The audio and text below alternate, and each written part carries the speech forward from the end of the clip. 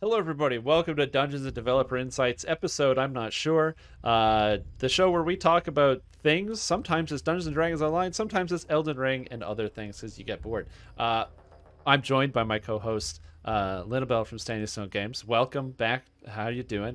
How's it going? I'm doing good. I just tabbed back into the stream and I'm super zoomed in and my face is too big. Can you make my face a little smaller? You want me to make your face smaller? Yeah, I can do Y- that. Yeah, I'm like, it's too close up. It feels like I'm looking back at myself. Like I'm coming out of the screen like the ring. Um, Yes, I can do this. Today, we're going to be talking about the new expansion release for Dungeons and Dragons Online. There's going to be some new stuff coming. And with that new stuff, there's going to be some new features, is the wrong word. There's going to be like some new, there's a uh, lot of stuff. There's yeah, a lot of stuff that's distance changing. changes, level cap increase, which is kind of cool. So that should be exciting. I'm looking forward to maybe talking a bit about that. So I figured we would go through, since you're somebody who worked on a lot of these things, you'd be able to kind of speak about some of the changes with the level cap increase and what have you. Okay, is that a little bit better Yeah, for you? I think so. I think I'm on a bit of a delay, so I don't wanna bog the stream down with like a 30-second Yeah, semaphore it's kind literally of just thing. your entire camera. So if you want to zoom out, you can just sit back a little bit All right. and I just mean, do it. I'll Yeah, do I'll figure analog. it out. I'll figure it out. Yeah, Analog style. I like that. Um, but yeah, no. So a whole bunch of stuff is happening, and like when you think about it, we're scooching up the level cap by 2 levels, yeah, and that means basically everything about the game is going to end up having some small changes because like what a level cap means kind of ripples outwards through a lot of systems. yeah. But we wrote a whole bunch of words down. We wrote like 10,000 words about how things are changing. And so far feedback has been really, really, really good. Um, Yeah. and Usually I I'm, do the salt mining on stream, but I read through some of it. And a lot of people are actually really excited, and I'm like, damn it, my yeah, I streaming know, segment is hard because people are yeah. looking forward to it. Well, I don't want to get too much into this particular type of topic, but we did announce the level cap increase way back when in Feywild, so I think around Yes. 2 years ago. And then one thing led to another, and scheduling concerns and like us moving from working from home, we just didn't think we were going to be able to deliver in a way that would meet everybody's expectations. So we're Yeah. like, we'll do it in the next big expansion, and so that's now. But in the meantime, I think players have been speculating about what a level cap increase means, Hmm. and then to actually contrast that with the plan that we put out, I think a lot of players were like, "Oh, okay, that makes a lot of sense." And like Yeah. that's kind of how it's going. Is I think a lot of people had kind of expected the worst, or expected something completely off the wall, or expecting us to build legendary destinies. Yeah. And then there's I would say, a very sensible plan that answers a lot of questions. And since then, it's been people kind of tinkering with the details, kind of thing, Yeah. which is a good place to be in design. So I'm really happy with how this is going so far. Yeah. I think that especially a lot of it too comes from the fact that um, we have everything figured out for the most part in terms of the releases. So people know how enhancements work and people know how the old Epic Mhm. Destiny system worked. So finding out that the new Epic Destiny system was going to, there's pieces that aren't in the game yet and also things that aren't accessible because you don't have the tools yet, but we know what's going to be coming. And so the level cap increase, like giving people extra destiny points, and it's like, oh, now there's more cores. Now I'm going to get new things as the game continues to get developed. Is something I think people have to relearn because we didn't have that for so long. And so I Yeah, think that yeah.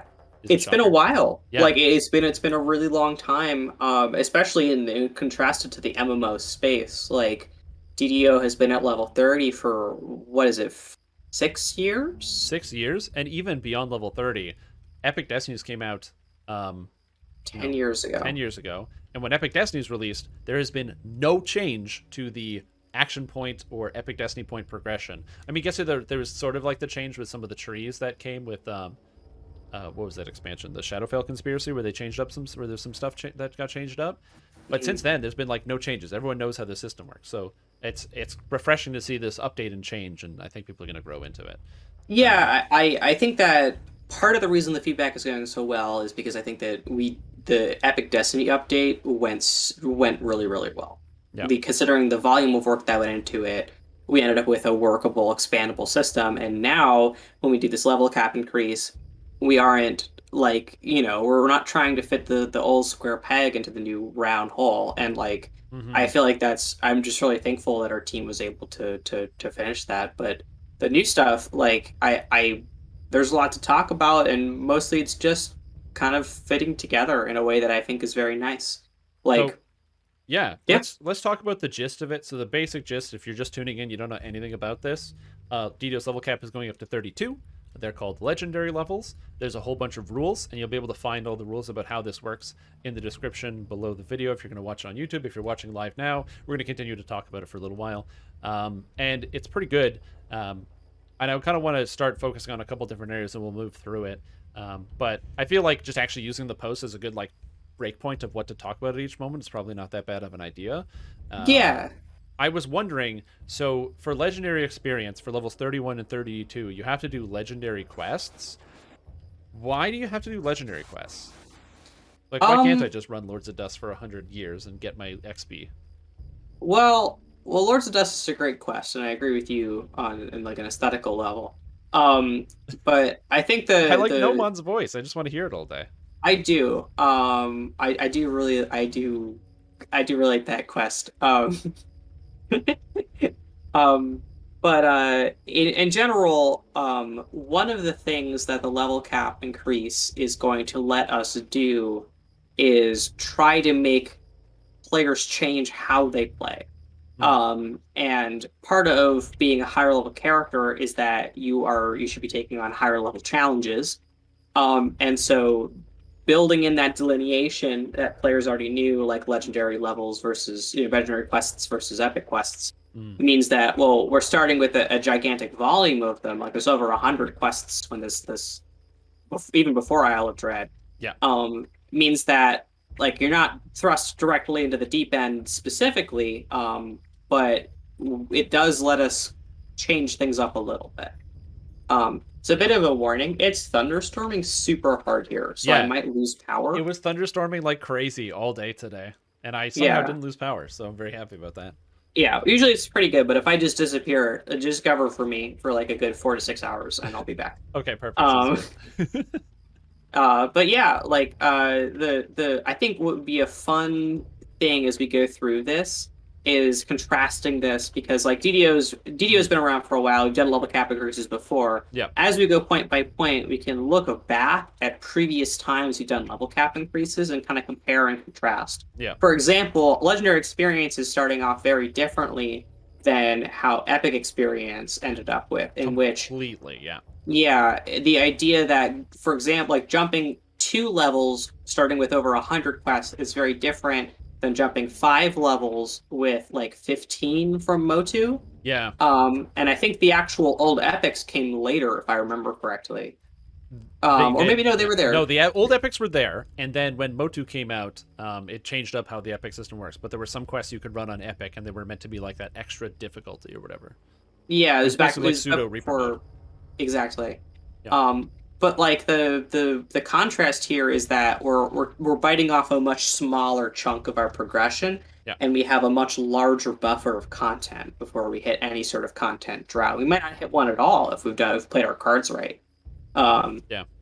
Well, and that's and the thing I was telling people as well is that like you run Sharn and Feywild, and that's 3.6 million XP. That gets you to 32. So it's not like you're going to be fiending for quests to run. There's plenty of things to do. yeah, and it's plenty of things to do, and these quests are quests that people know and they love. Like Yeah. like all of Ravenloft is legendary, and that's certainly not like the bottom of the barrel here. Um, And Ravenloft is great. Ravenloft is great. Um, but yeah, that's I think that's a good starting point. Yeah. Well, then there's also the XP as well. So the XP is going to keep, right? So you level up to 30, and then at 31 and 32, you keep your XP. So if I do an epic reincarnation, then I get to 30, I get to keep it. So I still don't have to re-level again. Yeah, that's a big thing that happened with post Motu was that um like I wasn't around here as a developer, and I wasn't playing seriously when this happened. So I actually was this isn't happening to me, but Mm. going up to level 25, but if you take a reincarnation, you just lose it, means that there's not really a reason for you to stay at 25. You don't really enjoy the cat play. And Yeah. it meant that if you spent time grinding out hearts to reincarnate, you were burning XP in epics. Yep. And that's not a good feeling. And we didn't really solve that problem. We just kind of kept moving it on and on and on, and then now it's quite rare for someone to bail out mid epics. Yeah. Unless Like you like hate your past life, you're pretty much gonna you're 25. Well, you're going to 30 probably. yeah, like it's once you've stepped foot in epics, you can probably figure out some enough experience to get to 30 at least once. Yep. Um, and that's very different than getting up to 25 and then realizing that if you wanted to reincarnate, well, you're going to get up to 25 again, but like you didn't get anything Yeah. for keeping those 5 levels.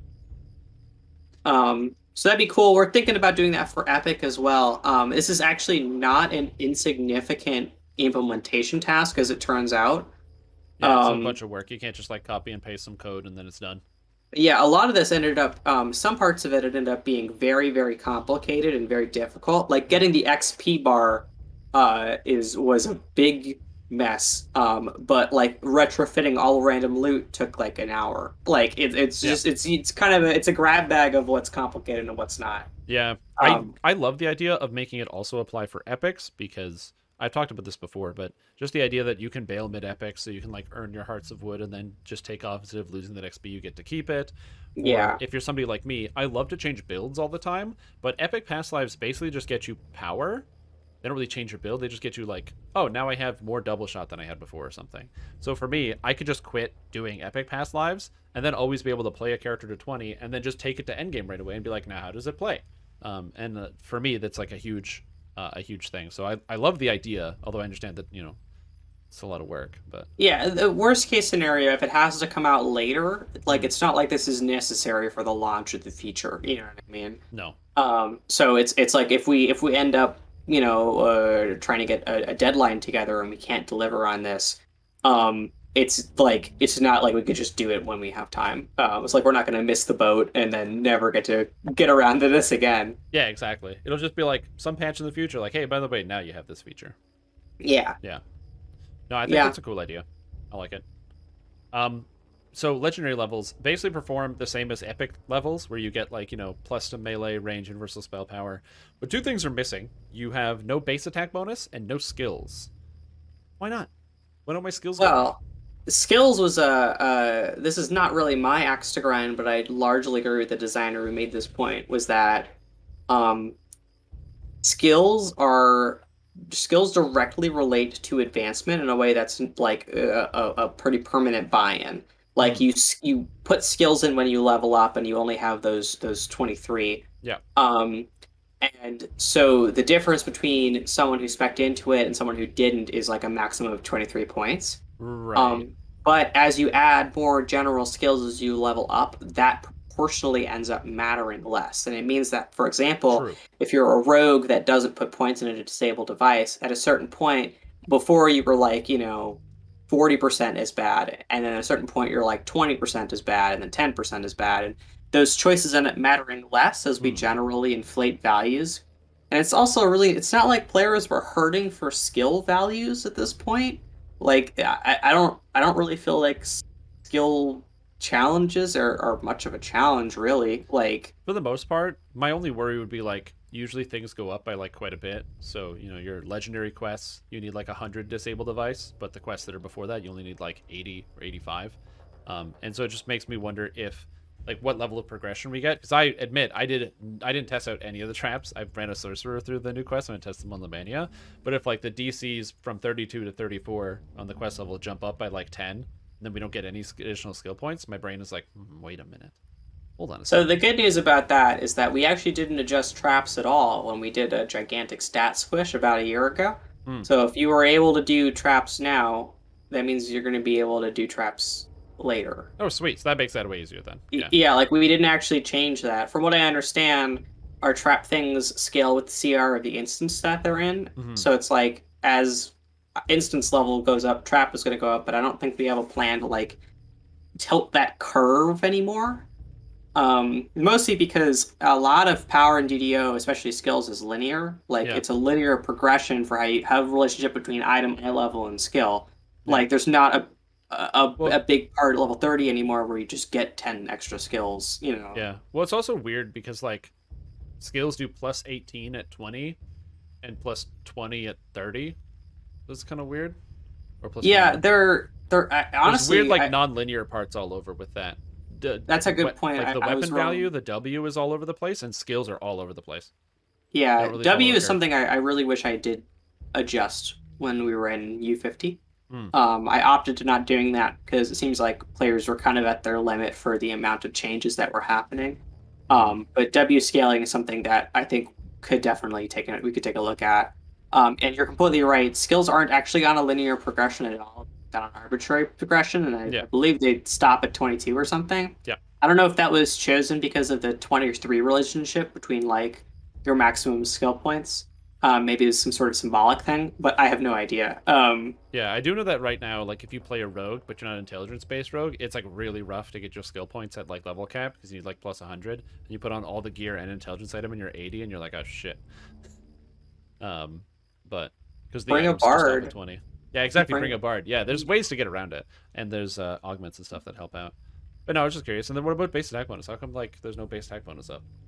Oh, mostly because our progression's already stopped at like 25 or something. Yeah. So the idea, like the fact that players are already at 30 is actually kind of an oversight on our part. Mm, But our tables they stop giving you attack speed at a certain point. yeah. So like there's the PRR thing, but like Yeah, it's PRR and it's hit chance. PRR.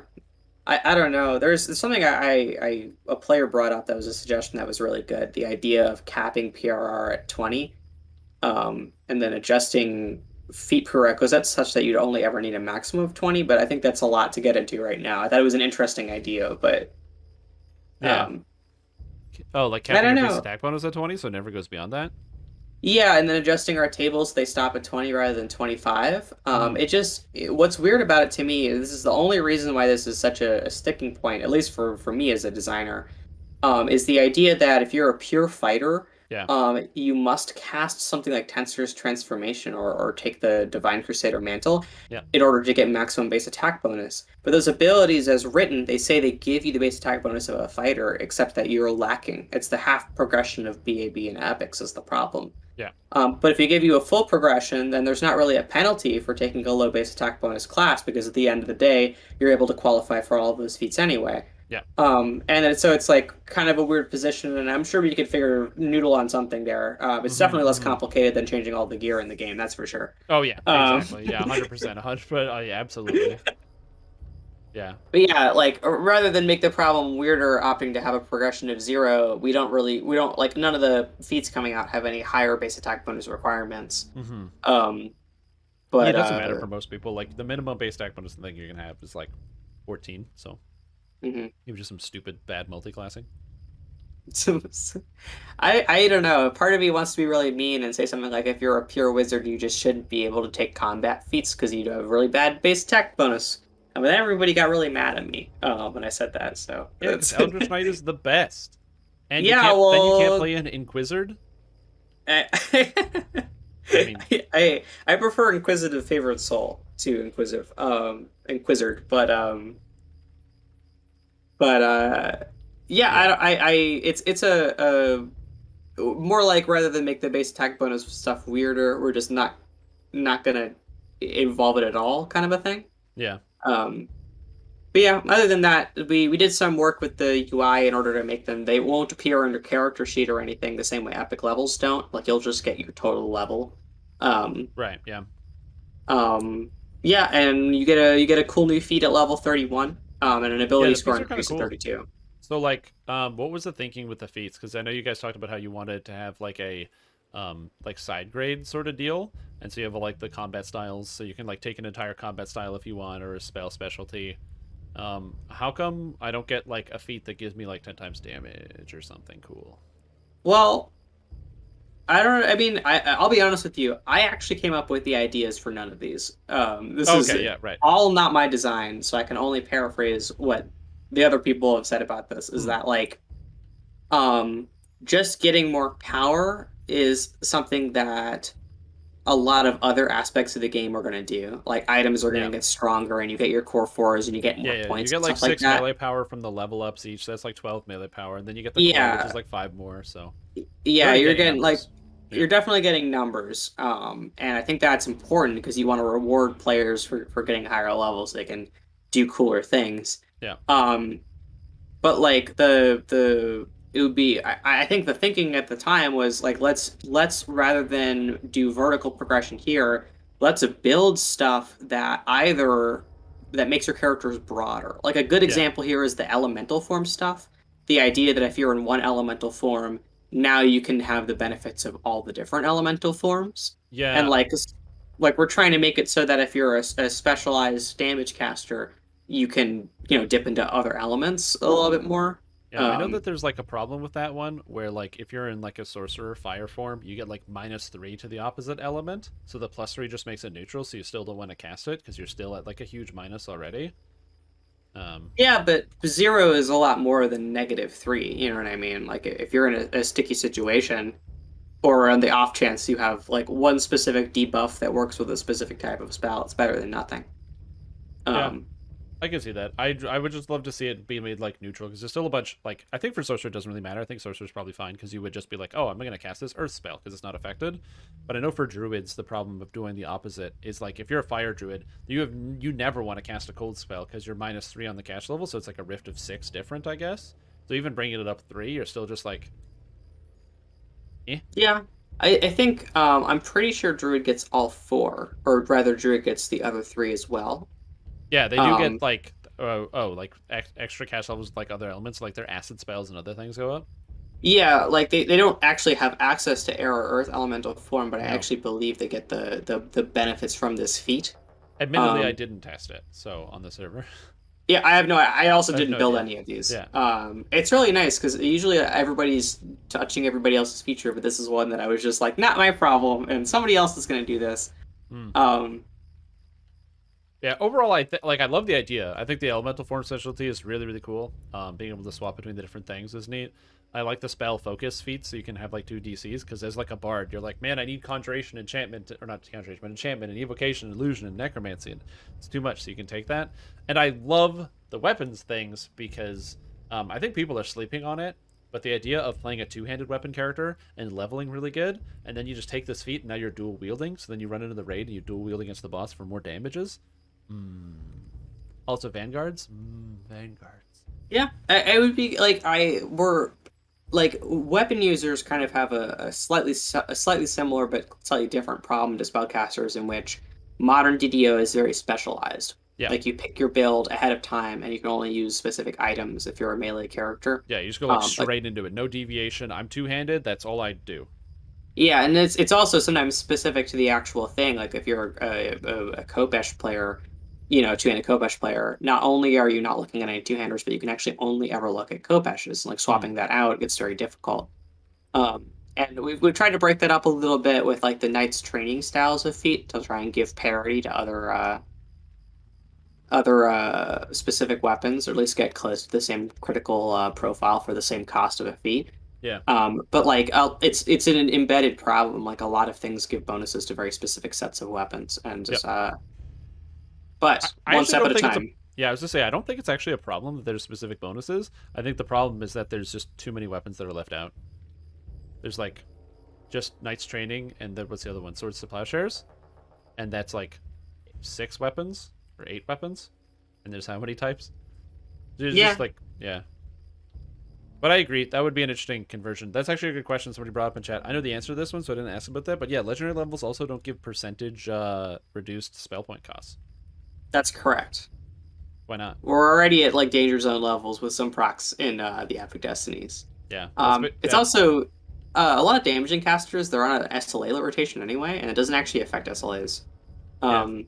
I don't know why that is. Like I actually do not know why that wouldn't work, Yeah. It just but never has. it just never has.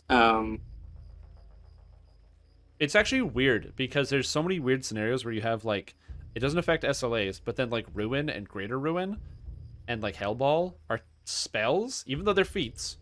They're spell feats, so they're not spell-like abilities, so they are affected by the cost reduction and changes. And I have no idea how that works, but it's very neat. Yeah, it's the enhancement system is a different pathway than our feats in some respects, and so it's like Mm. it's why the like I it's actually super weird. Like I've been doing a lot of UI work in the last few months in DDO, and Yep. our feats have this really good pathway where it shows like their cost dynamically, it shows their cooldown dynamically, and like available meta magics and like spell stuff. And then Yep. our enhancements, we gotta type that out by hand. Like we're in the Stone Age. It's terrible. That sucks. Um, so I would love to kind of merge those two pathways, and like maybe that would fix the SLA problem. Although maybe it would probably make metamagics cost more anyway. So Yeah. it's part of why I haven't dug into it. Yeah, I really don't want meta magics on spell-like abilities. That would suck. It's like their cool Yeah, it magic thing. would. Yeah, I know a lot of people get upset about like the spell costs. I remember when the Epic Destinies were first like announced, and there's a bunch of people. They're like, "All these minus spell cost don't mean anything. I only use SLAs." And then there I am running around with minus 50% spell cost, being like, "I don't use SLAs. I just use my spells." Ha ha ha ha! You never run out of spell points. So yeah, there is like a critical mass where if you have too much spell cost reduction, it kind of breaks the game. The closer you get to Yeah, 100, the more dangerous it is. yeah, it puts us in a strange place because there was definitely a period of time where you wouldn't cast out of the book. Like you just like would not. It was only your SLAs was your Yep. rotation. And then we did a whole bunch of spell rebalancing, especially spells that weren't SLAs, and we've been adding new non-SLA spells to the game, and now it's kind of teetered back over the edge Yep. where book casting has kind of gained a slight prevalence. Yep. And I think yeah, we're I in a feel good like mix yeah, right now. It's a good balance. it's a yeah, it's a precarious piece, I would say. Yeah.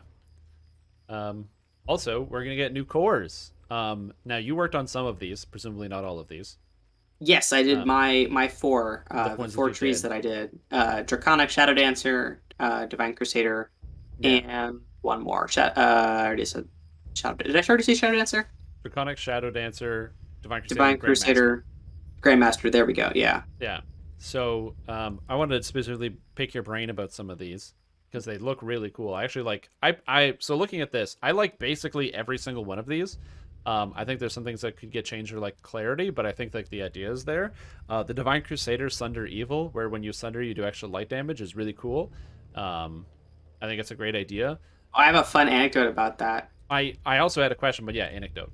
Go. Okay, so on this for first Lamania, part of the deadline is like get your core fours together. Mm, And I was really struggling with the design on them, and I came up with like I would say my first pass were wholly boring abilities. Like I just really didn't like them. Um, and then I actually started to do implementation a little early, and as it turns out, back when I was building Divine Crusader, I actually built that fourth core, like fully implemented it, and was done. And it was a better idea than the idea I had come up with. So I was like, oh, never mind, I'm done. And good then job, just past me. I was Yeah, yeah, good job past you me. just And checked like the box to enable it. yeah, and that was it. Like I had literally forgotten that I had just built that, and then so I did. Yeah. So, question: would there be a way to make this also work for other classes that have Sunder-like effects and not just Sunder or Improved Sunder? Because as an example, Sundering is super niche. Almost nobody does it. But like Artificer is one of the few classes that does do Sundering. That's like one Yeah. of their big things, and it doesn't work with this. Do you know if there's a way to like shove that into there? Not like make every Sunder effect, but like that would be kind of neat. So probably it would require me hand changing all of the abilities that you would want changed, but that's not an impossible ask. Well, could you not just like loop it in? Uh no. Hmm. I can go into a little bit of detail here. DDO is very data driven. Mm-hmm. Um, so all of our attacks are like they're not code, they're pieces of like a game object, as it were. Anyone here is Right. familiar with like Unity or Unreal. They're basically like scriptable objects, like they're a piece of text that our game compiles into its code.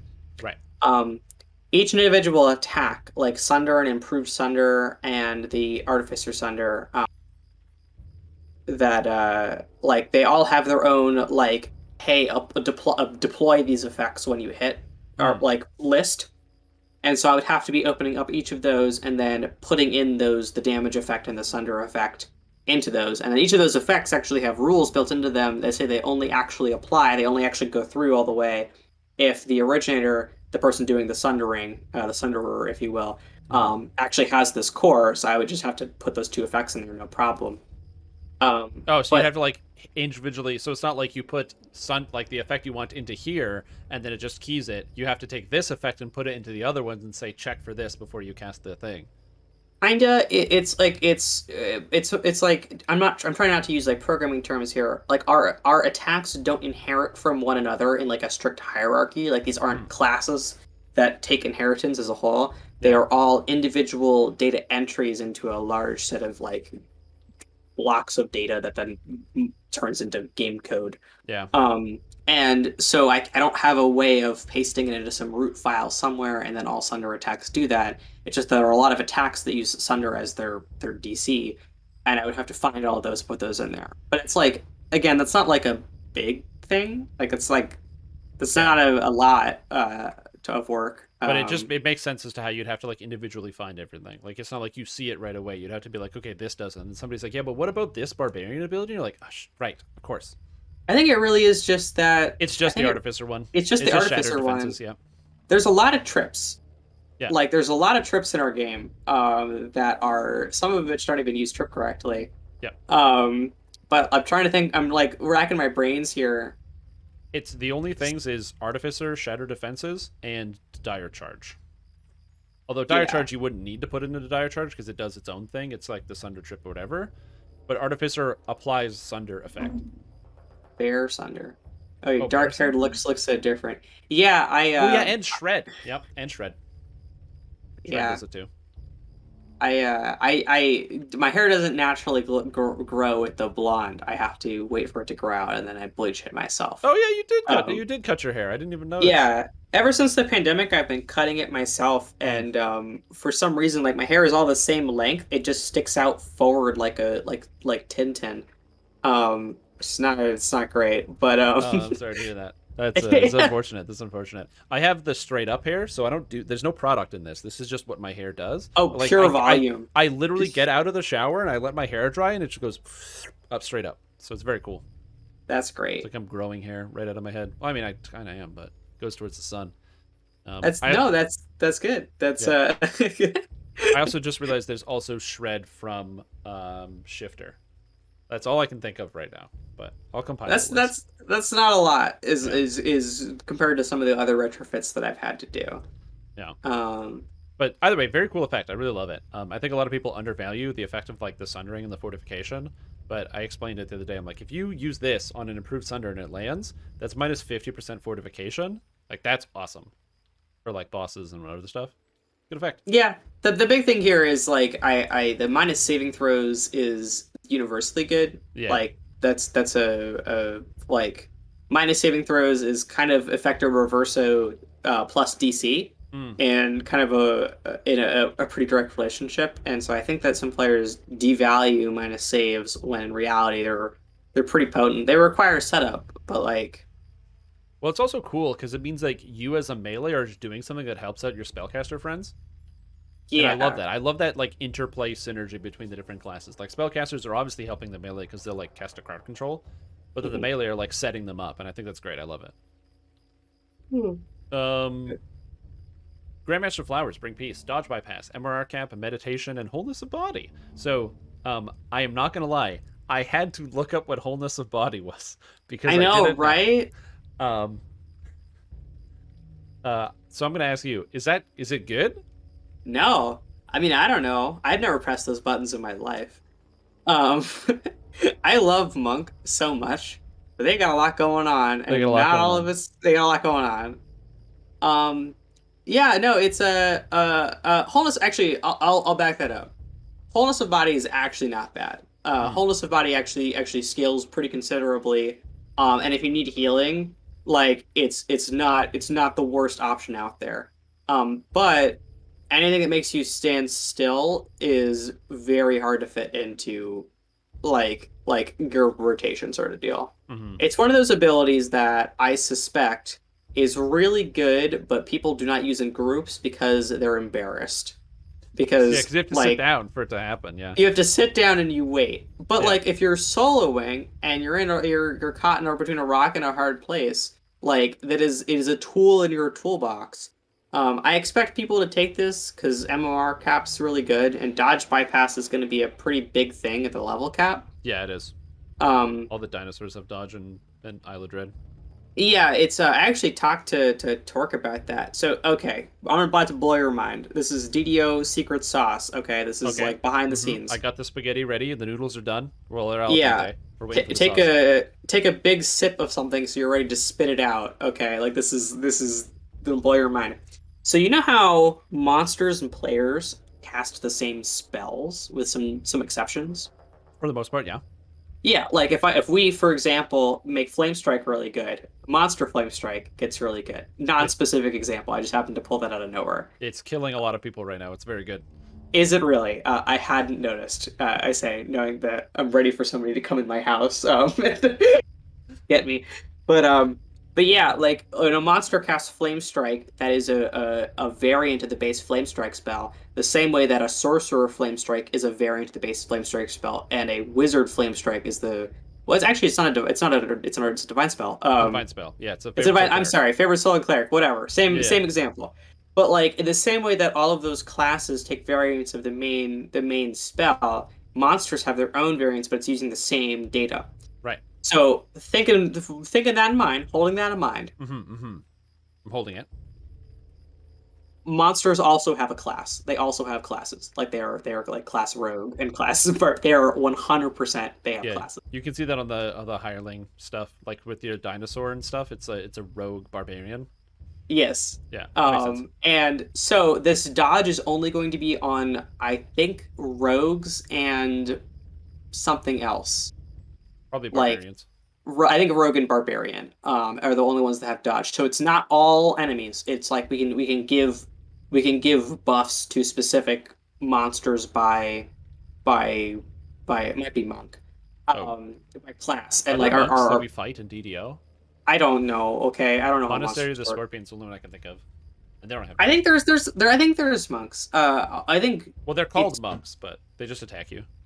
yeah, like these classes are for how we organize data, Yeah. less so how we present a monster to somebody. Like it Mm. would be hard for you to classify it like a rat as like a rogue versus a barbarian. You Mm. know what I mean? I don't think rats are barbarians anymore, but like this sort of data, the data is for our categorization purposes and for our dynamic statting purposes, less so than Yeah. like they don't get the same class features that players do. Yeah. It's just there's just a Um, static system behind the screen, so you can like put them into a category and then it generates. yeah, Yeah. yeah. Anyway, all this is to say is that it's not that all monsters are going to have dodge. It's that some monsters are going to have dodge, Yeah. and dodge bypass is going to be very, very good. Yeah. Um, like if you think about it, assuming a monster has any dodge at all, 3% dodge bypass directly relates to 3% damage. Like that's Right. literally what that stat is. That is 3% more damage. So Um, I have a question about this. Not that I think that everything should always be able to be like completable, but the only sources of dodge bypass, as far as I understand, are these cores. I think there might be a filigree set. No, there isn't a filigree set. I think Um, there is. and there might be, and there's Tabaxi, dodge bypass, and also Elf. Dodge bypass There's is there's an item, I believe. There's a single item, but I was gonna say, are we gonna see if dodge becomes more prevalent on monsters? I'm not against dodge being on like rogue types. I think it's kind of cool. Um, are we gonna see that show up somewhere, like in itemization or some other way for non-Tabaxi, non-Grandmaster Flowers, non-Shadow Dancers to get? Or is it like you're playing Barbarian? I guess you miss.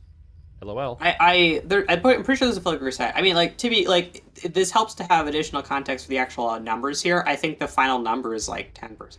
Oh yeah, it's Like it's not a big amount. it's not like this isn't going to be this is not a you must be this tall to ride. It's that you're Mhm. directly mitigating a specific set of damage. Yeah. Um, and but yes, I I was more believe this. like, is there going to be like a universal way for players to get it without having to do like specific class-based things?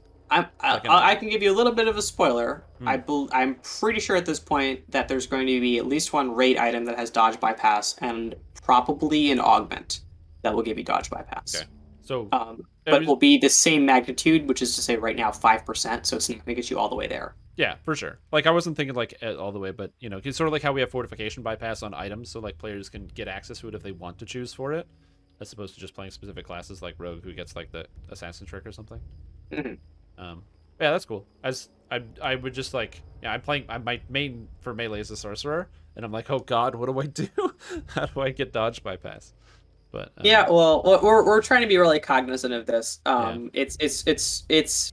It's weird because it's kind of like a weird turnabout from players being able to layer multiple steps of like mitigation on their damage. Mm-hmm. Um, but Well, it's also kind of weird because the only reason I would be a counter or like against monsters having dodge is that there are several effects in DDO that apply when you hit the monster and not when you miss.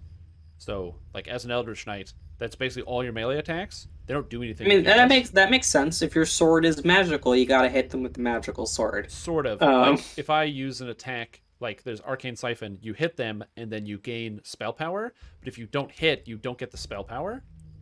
So it's like a buff for yourself. You remember like how Tempest Ranger used to not do anything if you missed the Dance of Death? And I then remember that. yeah, so you roll a one and you're like and you stand there with and you're like, I can't do anything. My class is broken. And that's my only worry with like dodge bypass is that things that activate like that. I don't mind missing. It's like when you don't get a buff because your skill didn't go off. That's the weird It thing. feels yeah, it feels punitive if it's a direct action that you made. Yeah, I think it honestly for me, I'm being 100% honest with you. It completely depends on the flavor. for sure as It well. Yeah. like it completely does. The idea of something named Arcane Siphon, which is taking a power from somebody and giving it to you. There's got to be somebody to take it from. But Dance of Death was you going with your swords. You don't Yeah. need to hit anybody to do that. You're just swinging your swords around. Yeah, I can get behind that. Um, Yeah. Goes back and but forth. yeah, like we'll mess with it. These sorts of systems are global, which means they're a lot easier for us to noodle on and iterate on pretty rapidly compared to like hand putting numbers on every monster in the game, and then Yeah, you just got to have type it in. everybody undo that. You know, Yeah. it's one of the real things that you can really see how DDO has changed as a project is like the time it takes to iterate on things like that. Like our Mm-hmm. old systems were built in such a way that those sorts of buffs would actually be done. Like you'd open up every single monster the same way you have to open up every single attack and put the Sunder thing in. Yeah. You open up every single monster and you put a little dodge in there, and then you're like, oh no, the dodge is too much. Take the dodge out. You got to open up every single monster, take the dodge out, and Yeah. that meant that the team spent so much time getting bogged down in these details that it's really hard to like build really cool systems. And as we've evolved and as tech has evolved and the project has evolved, Yeah. now we're able to execute so much faster. We're like, oh, tighten the dodge up. We're like, no, too much dodge, and it's like, Yeah. you change the dodge thing, and there you go. Yeah. And then there's also the other thing where it's like, some quests would be like one quest the monsters are crazy powerful, and the other ones they're like, we'll hit them. Yeah, that's something where we've been trying to trim down on at least a little bit. Yeah, they're pretty Because standardized for the it's most part. I think that most of the end game stuff, the monsters feel good all around. Like yeah, there's no I'm real honestly outliers except for the, Sharn. the heroics is where I feel we should be so much more cognizant of that sort of stuff because Yeah, the people who heroics. play You need to heroics, like rate the quests basically to have like this is a 3-star yeah, quest. It's impossible if you don't know what you're doing. Like yeah, somebody and will like walk into Slave Lords and have no idea the monsters have 3 times as much health and do like twice as much damage, or like what's the quest? Temple of Elemental Evil, where they reduce your physical magical resistance rating when they hit you. that's really And I you're like like, I that a don't even lot. have that. I'm level 7. What the? That's the brittle skin, and it just sticks at Yeah, you forever. yeah, Um, I've spent a lot of time in Temple in my day. that's classic. Yeah, we did Temple. Um, No, I feel like at endgame honestly can abide a much larger spread of difficulty because if you're getting all the Hmm. way to endgame, you've probably got a few tricks up your sleeve and you probably have a good way of judging relative quest power level. Like you know what I mean? Yeah, But like if you're a new player and you're poking around for the first time, you might not really realize that what you're struggling against is something that's just been statted erroneously. Like it just yeah, yeah, and that I don't think that promotes a very fun learning environment, and it can trap new players in situations that are not really that great. yeah. I agree. Um, Like you run into a quest and you go, wait, I can't beat this quest, so I can't beat any of these quests. Like, what the heck's happening? yeah, it doesn't feel good, and Yeah, like it's a it doesn't feel good, and I'm happy that we're kind of getting a handle on it at least at endgame right now. yeah. But yeah, I don't I'm know. seeing I think it's some good. questions in chat about the core 4 shadow dancer. Yeah. Well, it's because everything else Um, has sauce, and this one is just like here's some stats. it's 3% damage in a variety of different forms. It's not. It's Um, not that it's bad. It's very good. It's just everything else is like when you sunder evil, you do this. And when you fly through the air, you explode your enemies. And this yeah. one's you're unstoppable. And this one's like, you have some number. No, I definitely can work with that feedback. Is there a Um, possibility there could be like when you do a thing, you get a thing, or there's a thing, or there's like a thing on there that does a thing? You know what I'm saying? Probably the original draft for this actually has something to do with rogue cheat death. Hmm. Or what's that called? Defensive roll. I'm sorry, That's it's a called roll. cheat death on our end.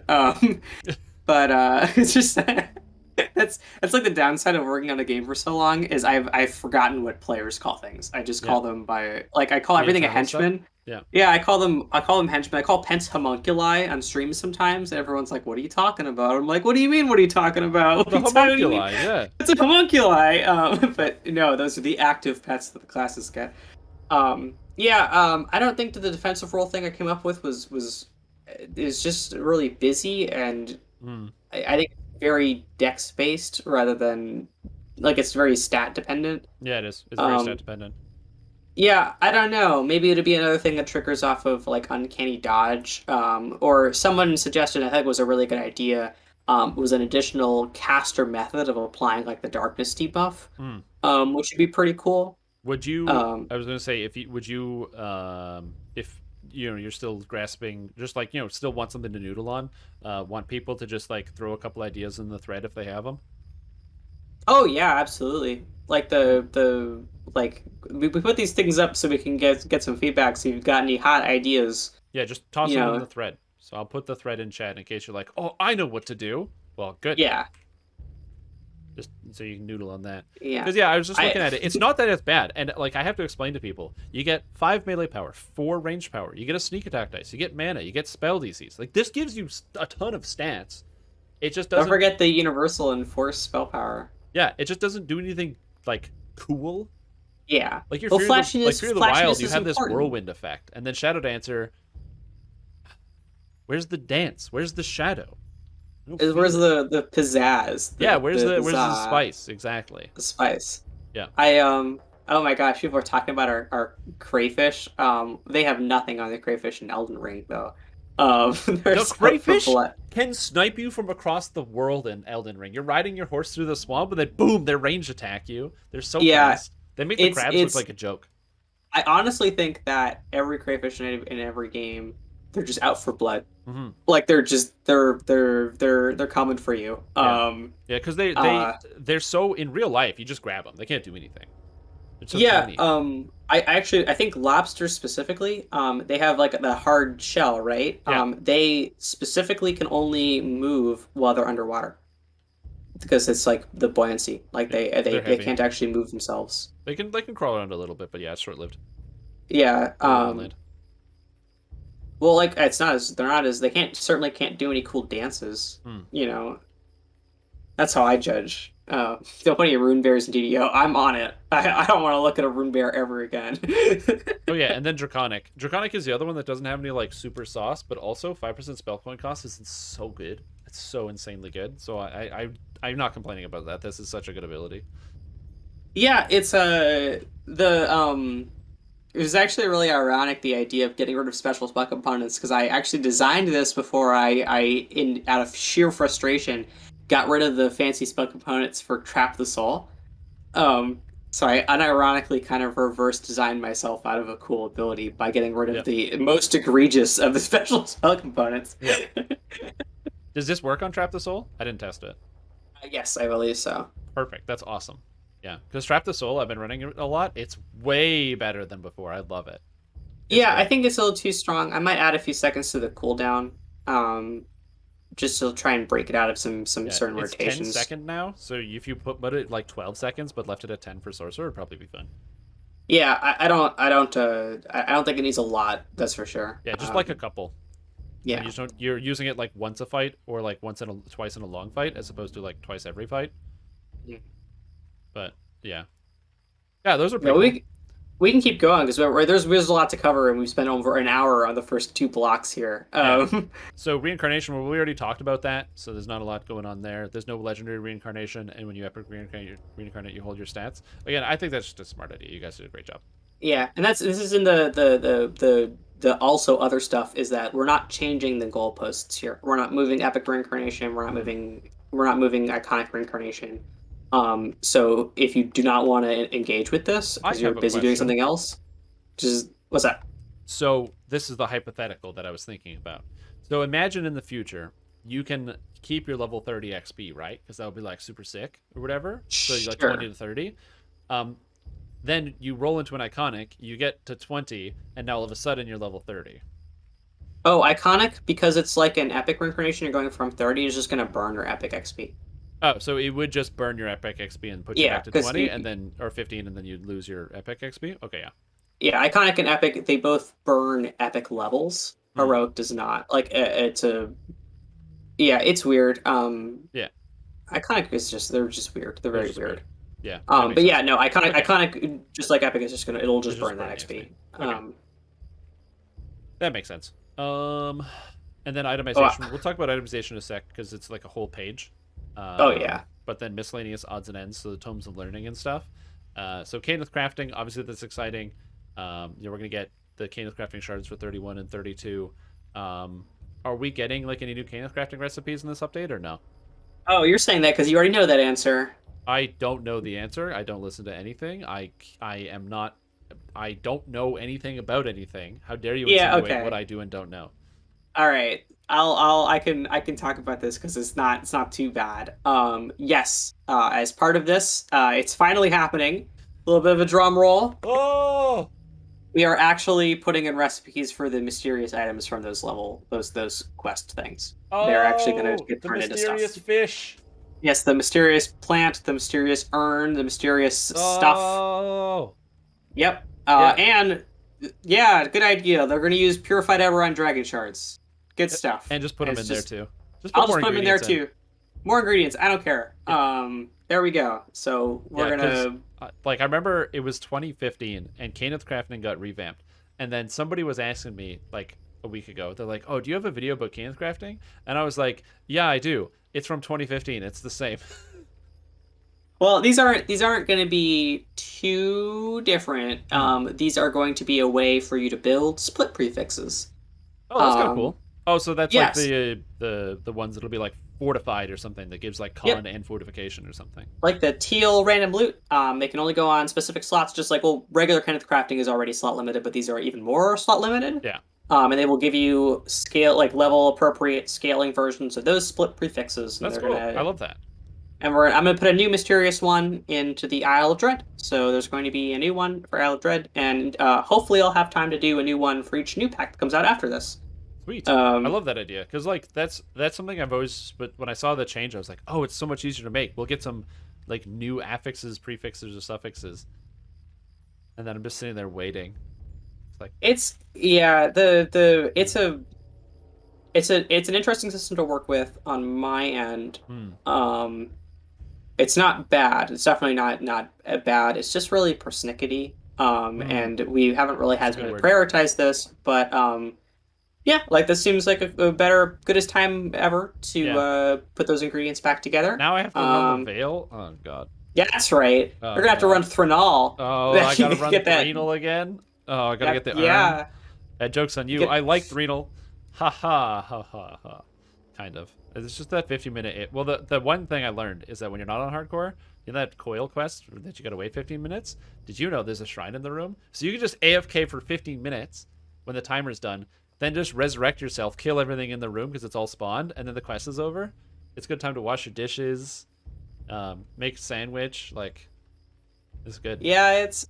It's certainly not my favorite content pack. My favorite part of it is when you're done and you click the wrong button and it makes you rerun it. Oh my god, you click the first option instead of the second option at the east guy at Saldanic, and he goes, "Yo, okay, yeah, repeat east." And you're like, "No, no, no, I wanted to do south." No, oh, I might just delete that yeah, from the game. That response. that would be a good idea. Somebody should do that, and for also Jan Fulner.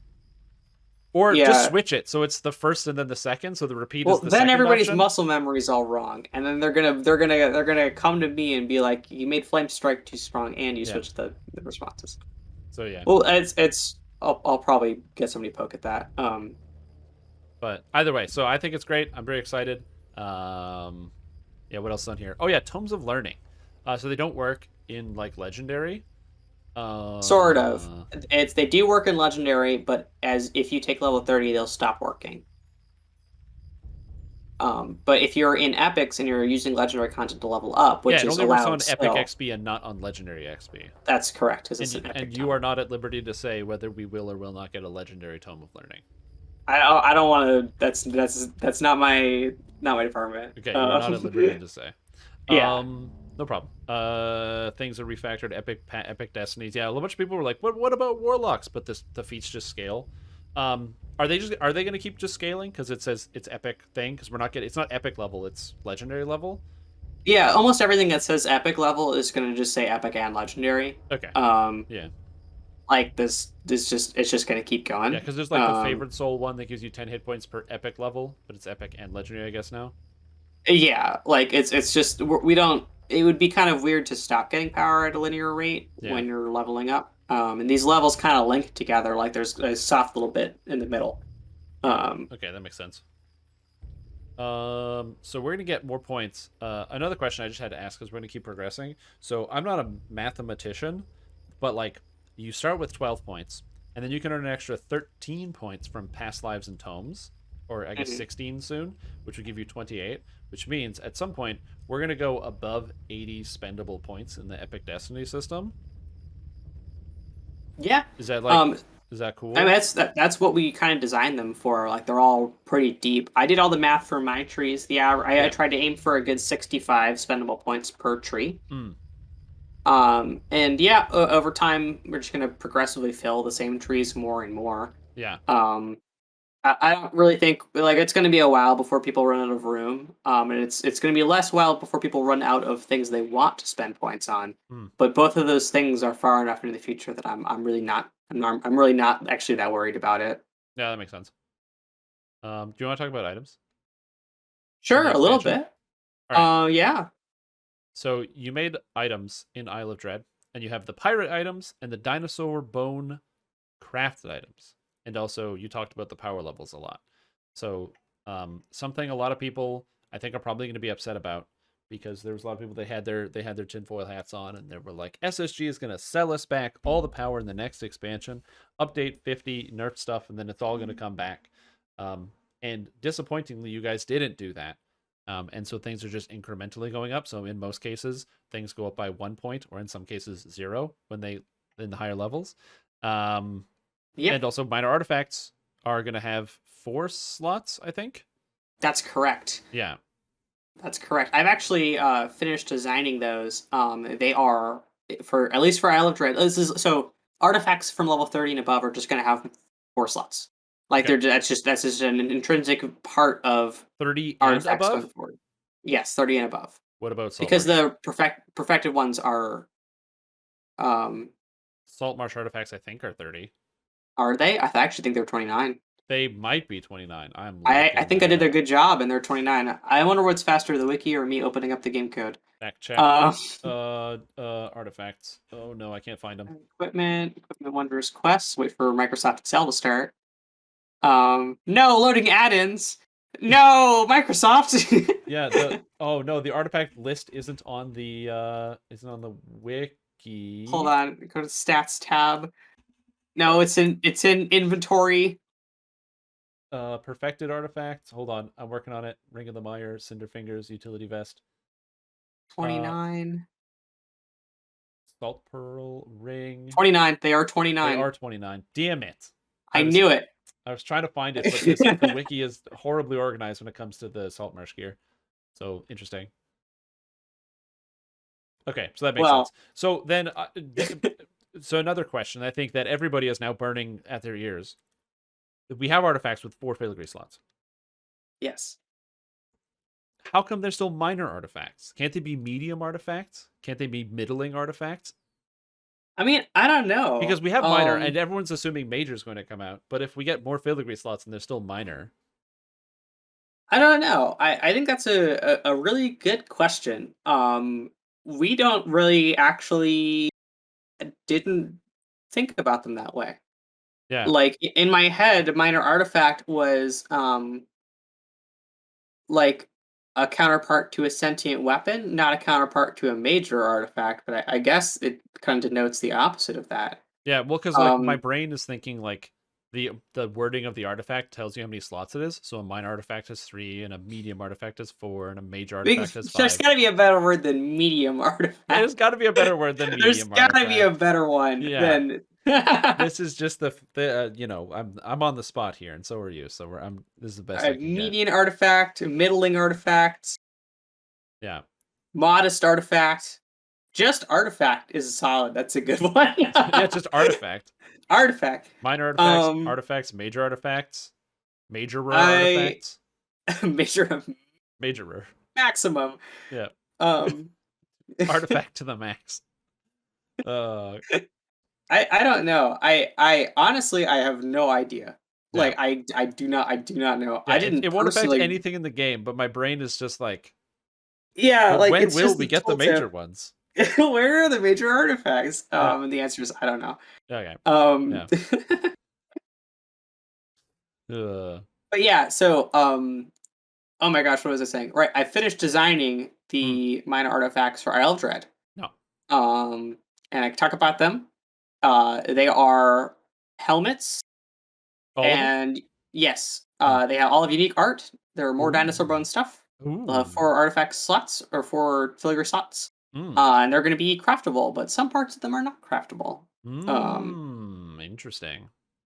Yep. So we're gonna see. We have like they'll be on Lamania. So like if people actually do not like this, I can just make different ones. So don't Yeah.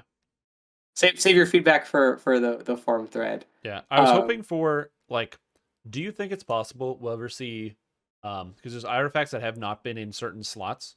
So for example, we don't have an armor artifact, which would or a be a terrible idea shield. because armor is like used in every set, so that'd be a bad idea. But there's no shield. And think about this. A weapon artifact. Because That it's an is offhand weapon. So you know the sinister hand axe from Ravenloft, the offhand hand axe? Perfected sinister hand axe? I like this because in my mind, what you've done is you've taken the minor artifact system and given all of the drawbacks of the sentient weapon system to it. Uh well, kind of, sort At of. least some of them. Yeah, You've given some of some them. of them. Yeah. Um, Yeah, why not? I don't know. Like it's arbitrary. I believe anything could be a minor artifact. Mm. Even if it's not even equipable. Like I'm pretty sure I can just make a bag of minor artifact. Um, and then you can just look at the And then just put filigrees in it. filigrees in it, yeah. Wait, Yeah, so you can just to have an look. augment bag that's an artifact that you can put filigrees in it, but not in the right way? Yeah, no, you can put filigrees right in there, just Oh, with a different UI. that'd be great. So that's hilarious. But no, anyway, so moving on. Our actual stuff, pirate stuff, you can augment your pirate gear. You've got like a slot on it. Yeah, Are you changing the names on some of that stuff? Because I found the dinosaur bone augment system. You have the weapon ones, the armor ones, and the ones that are untyped. So I was like, oh, that's really cool. They're untyped, so I could put one of these ones in a weapon, and you absolutely can't do that. yeah, I did change the name. Hmm. I also changed the visuals of this. These last few weeks, I've been doing a lot of work on our UI. Hmm. Um, and like the augments themselves are going to get color coded and specific wording for this. And the slots are also gonna look different. I Okay. can actually pull up the how this looks. Give me a hot second to Sure. I send was this to you. I was going to say, would you be at all interested in the idea that the stuff that goes into accessories could go into armor or weapons as well? Um, maybe. Because like the idea that I was thinking of is imagine you're playing a spellcaster and you have your weapon and you don't want whatever one of the effects are, but it's like the fang slot, which you could put like a stat like strength on. And you're like, oh, that could work here because that's only an accessory specific thing, and you could put it on the item. Because Um, like the weapon effects being weapon specific and the armor effects being armor specific makes sense. And I'm not saying the accessory ones don't, but they're very like, I guess, flexible, I guess, and you don't always want every armor or weapon effect. yeah, I'm thinking about it. I think it's certainly possible to do this. Like Hmm. it's technically feasible. I would want to do another audit of like what's actually specifically available. Yeah. Oh, this Before looks so I, much better. I'm pulling it up here. yeah. Yeah, should Um, be on screen now. So yeah, you can see it. They're like all color coded. So it's got the slots are colored and it's a weapon armor, and there's an accessory one I think as well. I think yeah, it's really good. I think it goes a long way. There's a lot of other UI stuff in here. Some stuff that I've talked about a little bit Yeah, on Discord, but I haven't actually hasn't actually gotten to Lamania yet. yeah. Um, but yeah, it does look pretty good. I I I think like the that color coding. Anything always makes it better because it's just easier to see. yeah, the big thing here, the big change, is if you go back to the first one, these augments because they don't put the effects directly on the item unless they're a weapon, in which I did that because it has to display. Hmm. I made them display their slotted effects as part of the augment examination. Yeah, So it doesn't say just like scale slot gold scale. It says scale slot armor gold scale and then the slotted effect underneath it. yeah, And that way like it's actually there, you know? yeah. And I like that a lot better. It just reminded me of how the old Legendary Green Steel, your weapon says nothing. It like literally doesn't tell you what it does, and then you put it on and you just have the effects on you. And this is way better for visual clarity. I Yeah. like it a lot more. I think I changed Legendary Green Scale to do the exact same thing. I think this is actually using the Legendary Green Scale pathway. Yeah. Um, but it definitely it's a lot better than before where you'd have to open up the augment panel, which Hmm. is not great for combination. Um, yeah, I'm pretty excited. There's some bad tooltips in here, but no like I would say serious flaws with the concept, Yeah. which is always good. I actually really like the whole item set that was kind of put together with the crafting system. So I'll put some of it on screen so you can see like how the slots work. So you've got like a scale, fang, claw, and a horn. And those are the four different types, and then your abilities are typed out, and then you can apply just one to each thing. So if you either craft your whole item or you have one of the pirate sets that comes with an extra item, I think that's kind of cool, and it's a good way to balance it out versus some of the older sets. Because the Isle of Dread items are in a lot of cases maybe not as efficient or don't give the stats in the same way that you would have in another way. Um, Yeah, like this is very, very customizable. yeah. Like, and I think that players have really kind of wanted this, this kind of like, build your perfect armor set kind of deal. And we got some absolutely incredible art. Yeah. I'm really excited for people to see it. You actually debuted some not finished stuff, and Well, you seemed really excited about it. yeah, But like they it's gonna look get a lot better. better than that. There's Yeah. an upper. Well, because I looked It'll at go one of the armor higher. sets and was like, I really like the bare bones nature of it and the fact that it feels like you're like a pirate doing Oh whatever. my And you're like, gosh. no, And stop. I'm in the background like Strim, Well, no. yeah, and then there's also the one where it just makes your character just look like all black. There's just no texture displaying at all. Oh, The that void. one that one's my favorite. So what I'm saying is, I told you, just put that in the store. Just make an effect where you can just look like that all the time. People will buy it. There's money in that one. I'm telling you. Yeah. Yeah, there's also like the texture bug that Boundless and those one pair of goggles have where they inherit your armor texture Yep. erroneously. Yep. Yeah. Yeah. That's like totally an error. That's just like some code pointing in the wrong direction. But they're some of the most popular cosmetics we have, because they automatically match whatever you're doing. Yeah, which is great. Um, So yeah. yeah, I don't know. I'm really happy with how the crafty stuff came out. The standalone items definitely need a lot more work. I wrote in there that I wanted one new effect per item, and Hmm. I got 0 done, which is not a lot. That's a small number compared to all of them. Yeah. Um, so it'd be cool to make some unique stuff, and that way you're working with some cooler individual pieces. Yep. Um, I think that the breakout hit is all of the art, the weapon art specifically for the All pirate the set. weapon arts is so good. Every piece of art is amazing. Yeah, it's The absolutely orb that's incredible. powder keg, the broken glass bottle, like The bottle is my favorite. I yeah. think it's just that good. Um, Like the artist that did this is absolutely phenomenal. He's the Yeah. same guy that did all the Tabaxi here, um, and Yeah. it's great. The bottle specifically is really good. Yeah. I Is don't there a have. swordfish? No, I wish there was. Yeah. I don't have any B-roll of the items, unfortunately. Um, That's okay.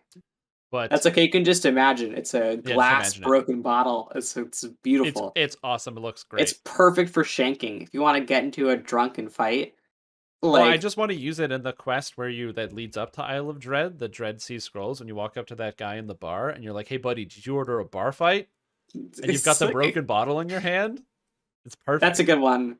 I really liked that one specifically because I think that was what convinced Torque to get rid of the bear trap reset. So I think playing through that internally, and It's then because we you all come got out of the caught in. water and there's bear traps everywhere. Yeah, and I think that, plus the one of the new ones from Isle of Dread, was just like, that's it, like this, I'm done. Type, type, type, type. Like Yeah, I'm never doing bear that traps, again. and that's all it's missing is pressure plates that go off more than once. Yeah, those are like I'm Because they worried less explode, and about. then I'm like, well, why are they still charged? I use the gas on them. Yeah, those I think definitely should also get that change. Yeah. I think that's a pretty cool ask. I Uh, might poke people about that. Another question: we didn't look at raid gear in this, but I'm assuming there is raid gear coming with like with the raid that's coming. Uh, Yes, there will be raid gear in the raid. um, is the raid gear that we're going to be getting, is it going to be similar to the pirate stuff and things we already have, where there's still going to be like the augment slots and other stuff in the gear, or It's closer to the dinosaur bones in theme. I don't want to give away what the raid is about, but it will become immediately obvious once you play it. check, got it. You'll look at it and you'll go, oh, and then there you go. That's Okay, it. that sounds good. So how hard is this stuff to craft? Do you know? Because I I was do looking at it know. and I have no idea what the drop rate of the ingredients is or how much you need. But because they weren't dropping in the quests. And I was my personal thinking is this system is going to be successful or not successful based on the scale of how slave lordsian it is, from like slave lords day one to modern day slave lords, somewhere in there, to craft an item. I don't know if I want to answer this question because I don't think you're gonna like it. Because It cards on the table. It's probably gonna be a little grindy, but like with all of our modern crafting systems, the ingredients are unbound. oh, they're unbound ingredients, so I could play it a lot and Yes. then trade them with other players. Yes, some will be bound to Mm. account. The raid ingredient specifically is going to be bound to account. Yeah, it's probably fine. And the blanks are also bound to account. So you will need this expand. You can't purchase them all in the auction house and build this. Is there a way Um, to get the blank that you want? Like yes, if you have you need a dagger because you're a dagger character, you don't have to yes, fish for a and dagger, do you? yeah, the costs are graduated such that as you advance between prefix and suffix and extra one, so with Mhm. blank at the very beginning, it increases in costs the same way that Thunderforged has an increased cost per tier. Mm, So you can get most of the way there pretty easily, and then the last little bits, which are the Thunderforged and or the Legendary Green Steel effects, are going to be more expensive than the mm. previous ones. They're going to require different and more complicated effects That makes or sense. more complicated ingredients.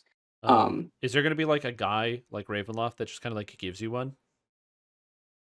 oh, that'd be cool. so you can just everyone can get a blank. So if you get to the level cap and then you're playing as like I don't know, a great club character, you can just like start And you working on get it if the you have cool the club. ingredients.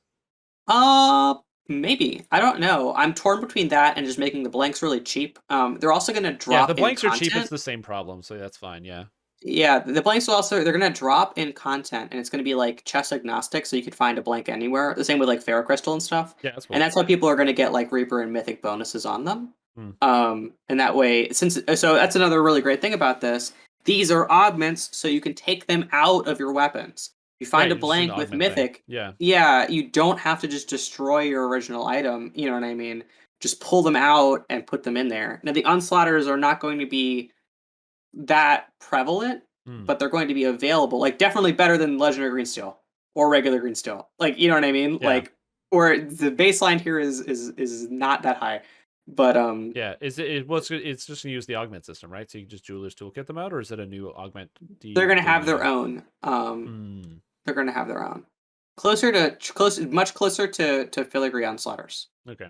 Um, which are like eminently available, but not that common. No, they're not that common, so you usually end up just buying most of them out of the store. Well, they're less expensive out of the store. So like I'm trying to save you DDO points here. Yeah. Work with me here. I'm trying. I'm No, for trying to. I'm sure. trying Yeah, to. absolutely. It's better than what is a Immortal's Heart, like 5,000 or something Oh god. runes.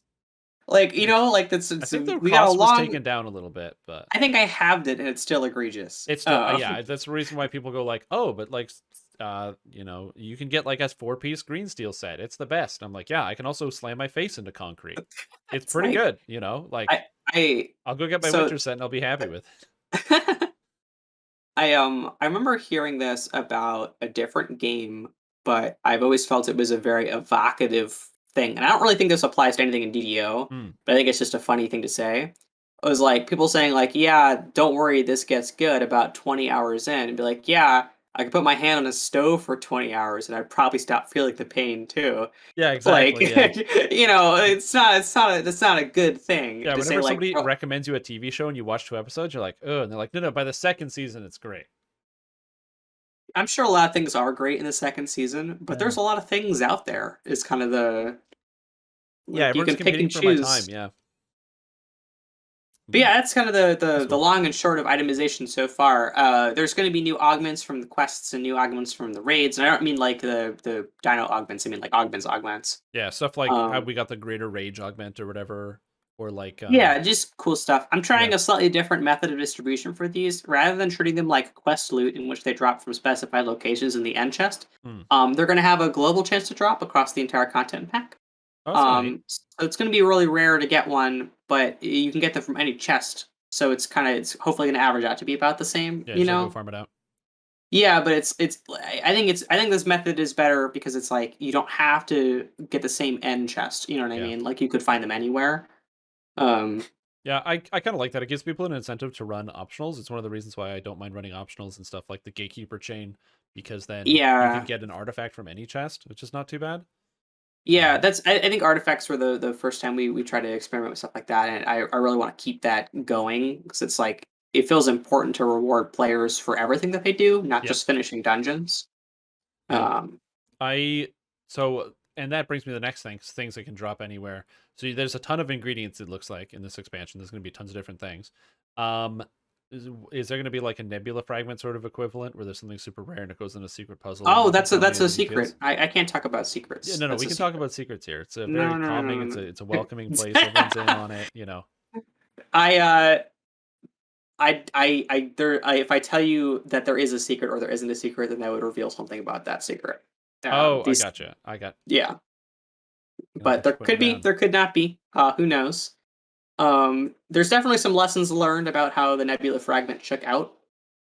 Um, Yeah, but yeah, you can just get it for star fragments in this next patch. So yeah. That we was can really go my over only problem the, with the nebula fragment. It was just like it was cool when we found out, but then I was like, the best items in the game are locked behind finding the rarest item in the game. I was like, that it hurts my soul. yeah, that's kind of the upside downside is like the unlike a puzzle like the dull dagger, which everyone knew about from the get-go and had to puzzle out, Hmm. this was entirely hidden. Yeah, And in order to make something entirely hidden, it has to be hidden, you know what I mean? And yeah. that's like that's kind of the downside is that some people have been diligently working towards this for quite some time, and sometimes randomness is just very random. Yeah. So This we're just was adding in a turn in. This also means that if you don't own Saltmarsh, you're going to be able to get legendary and epic versions of items. Because you can turn your pack ingredients in for star fragments just to get the legendary versions. oh, right, that Um, makes sense. Yeah, that's cool. yeah, Well, because I was gonna ask because I know that a friend of mine on Sunday, I pulled a nebula fragment on Sunday, so that's yesterday. I pulled one yesterday. nice. And I gave it to a friend of mine who has done over 100 Saltmarsh runs, and doesn't have one yet, and they got their first one. Um, and so I was like, Do you think in the future that when this mystery gets solved, these things maybe could like become ingredients or like viable like in a sooner rate or their augment? Because like you know, for me it wasn't that big of a deal, but I know some people that like literally played like over 100 times. It was a madness, and they don't Yeah, I have mean, these things. I mean, Outliers. I I'm just gonna lie, but I was under the impression that the price I chose for the Nebula fragment wasn't entirely unreasonable. no, the Like, price is good. It's just waiting. It's been well, 8 months I think. yeah, I don't know. Like in my head, it was always like when we release the next big thing, put it out there. Hmm. But yeah, like Yeah. I definitely good feedback. Like I don't know. I think there's an argument to be made that as soon as somebody figured it out the first time, we could have built something to like turn on that did this.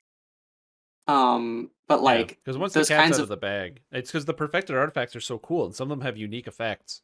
And yeah, the like yeah, I a lot of our stuff needs a lot of very like in order to make that sort of stuff happen, the work would have to be done before the release of Saltmarsh. yeah, Um, so yeah, like I've definitely taken a lot of that sort of feedback into account. It's part of why the turn in got made at all, actually.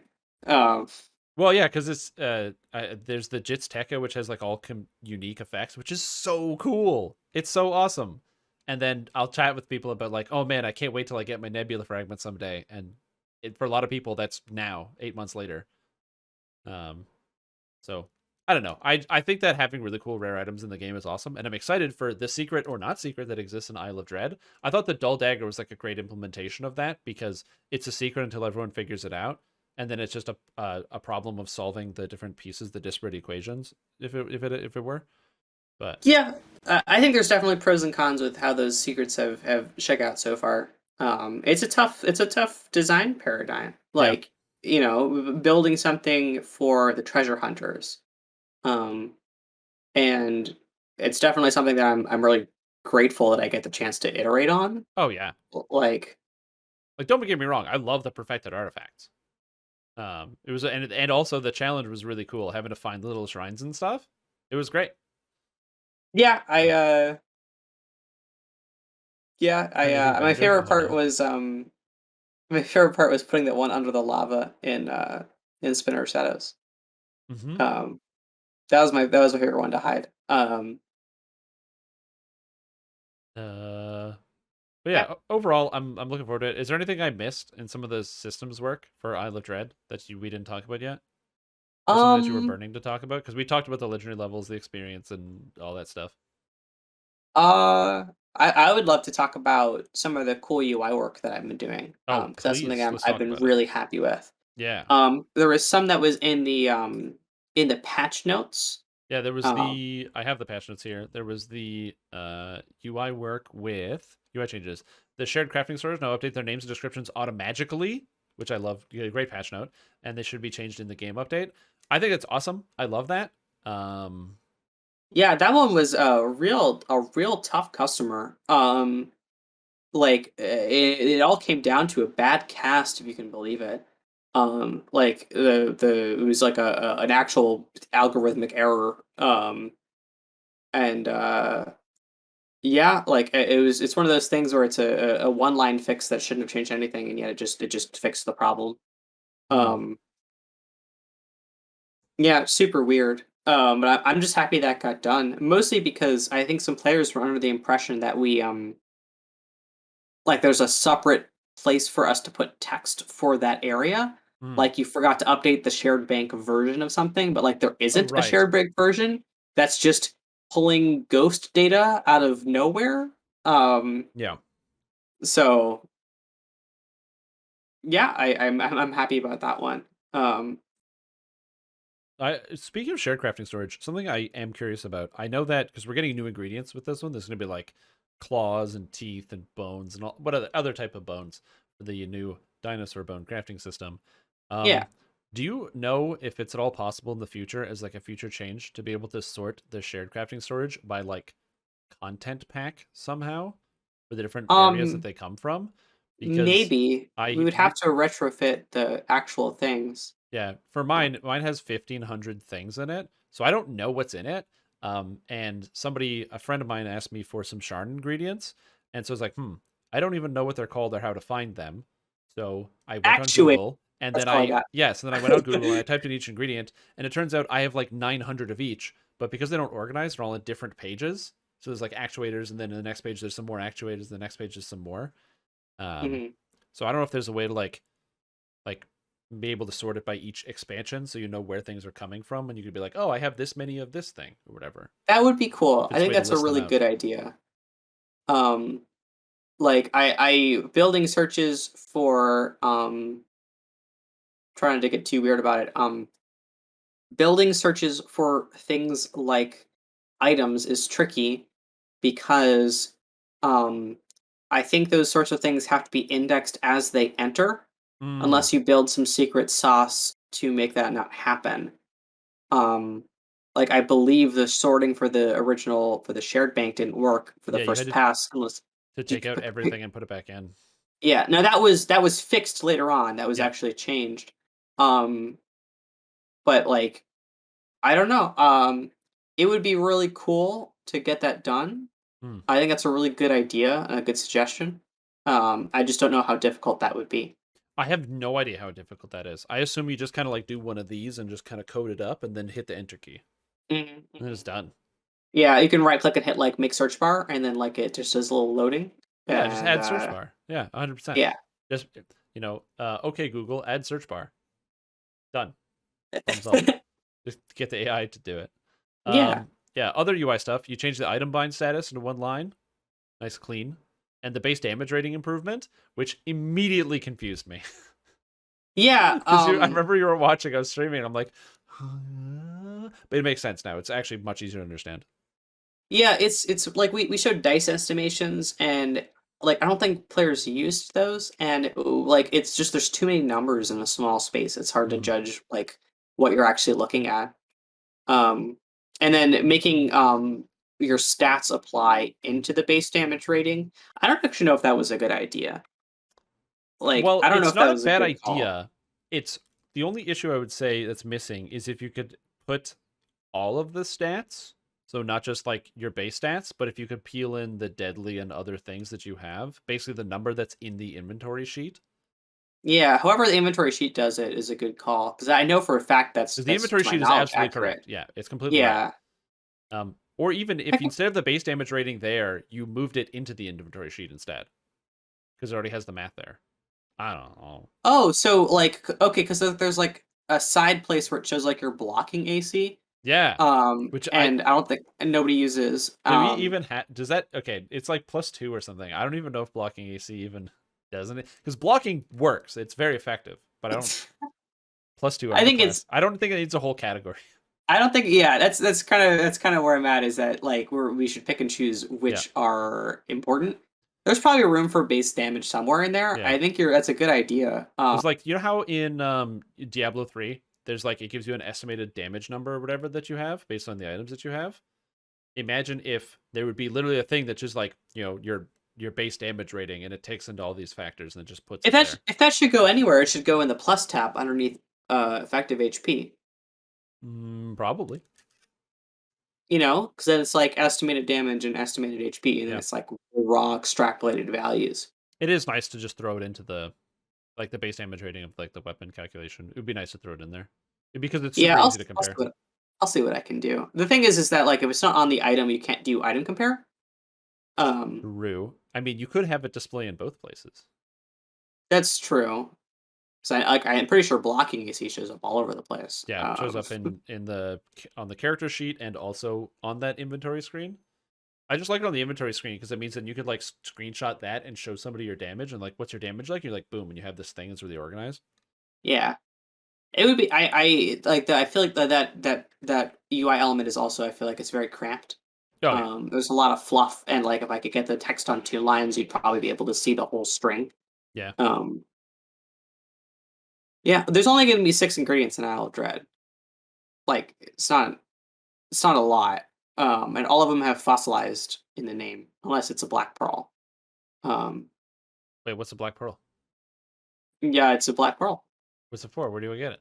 Yeah, it's from somewhere. Don't worry about it. You So heard it's it here, folks. The Black Pearl. We got from the Pirates of the Pirates of the Caribbean. Caribbean is coming. You got the crossover right now. I've had the Lonely Island song at the Pirates of the Caribbean stuck in my head for quite some time. So Mhm. It's but good. it's a good it's a good song. Yeah, Yeah. I don't know. Like weapon displays is like a it's something I really like tinkering with because I feel like it's just so important to how players like piece together how their DPS works. Yeah. Well, I get questions all the time when people ask me, like, is this much damage good for this level? And my answer is, I don't know. Yeah, I don't Dude, know. I have no idea. But if you could just take the base damage rating of a weapon and incorporate those stats, so that somebody could just be like, oh, I have 120 base damage rating. Mhm. And then you go like, oh, that sounds pretty good. But like, because it's just the weapon, it's just the weapon itself. So yeah. Yeah, I mean that's an argument for removing all of the per character stats from it. You know what I mean? Mm-hmm. So it's just like a per damage thing.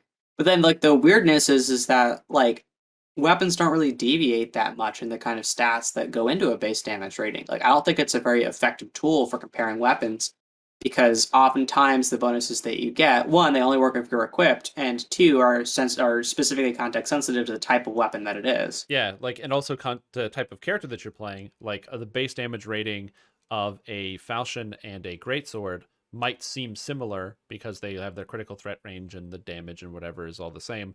But a Yeah. barbarian makes a way better use of a falchion than a greatsword because of the way you get extra crit multi and it works on the extra range. So, Yeah, um, and it's like, if you're a favorite soul and your favorite weapon is a quarterstaff and you're trying to compare like a quarterstaff to a great club, like depending on which one you have equipped, those numbers could actually be wrong. Like they could actually be in reverse from actually how you'd be able to use them.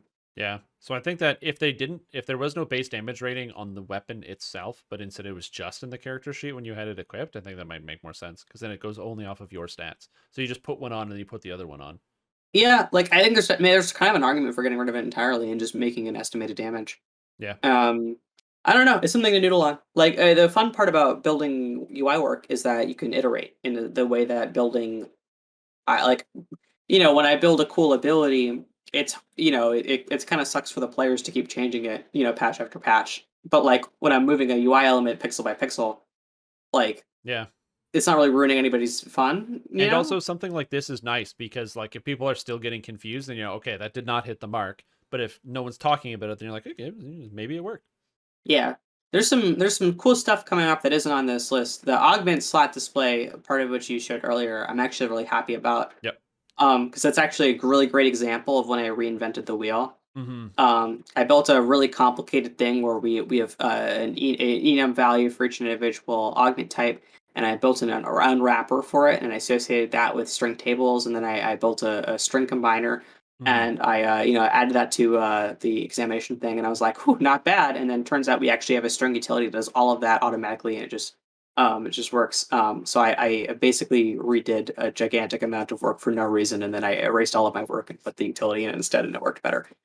Um, so you win some, Perfect. you lose some. Yeah, exactly. You don't win every day. I know that Yeah, experience. you can't take all W's. Yeah. But there's some stuff coming up that I'm really happy about. Oh yes. Yeah. So one is that when you hover over a character's build on the character sheet, it'll actually display your total past lives. Um, What? like here, I'll send you a picture of it. It's Oh, a little because color coded thing. I will say that displaying your past lives is oh, oh, oh. Okay, I have to show this on stream. Oh my god, can I? Yeah, that's Oh fine. my god. So when people ask me the question, how many past lives do you have, which I get every day, I can just mouse over it. Yeah, and it's Oh, it's actually really funny because it's a really slow to update type of UI element, but that's okay because you get only get past like once every 3 days anyway. So it's like yeah. so you have to log out as part of the process so it actually fixed the problem. Oh my gosh. Yeah, Do you like know again, if there would be a way to just expand it to make it fast and easy so you can see all of them? like in order, like the Yeah. ones that you So if it was like well, heroic it's a and little more then boom, complicated. epic, boom, racial, boom, iconic, boom, and have them all. No, this is a very, very simple tooltip. Like I'm building this string out of a whole bunch of other smaller strings. Hmm. That would be a much larger ask. Oh yeah, for sure, for Um, sure. Because yeah. you can see No, it when you go into the feats list, and you can open up all the tabs and then count them out, and like yeah, mouse over them. this is no substitute for the feat tab. It's no substitute for like an Excel spreadsheet with an order. You know what Yeah, I mean? but But still, like if this you're is just looking so much a quick better. count, Oh my god. um, yeah. How does 32 point character have any past lives? Because I cheated.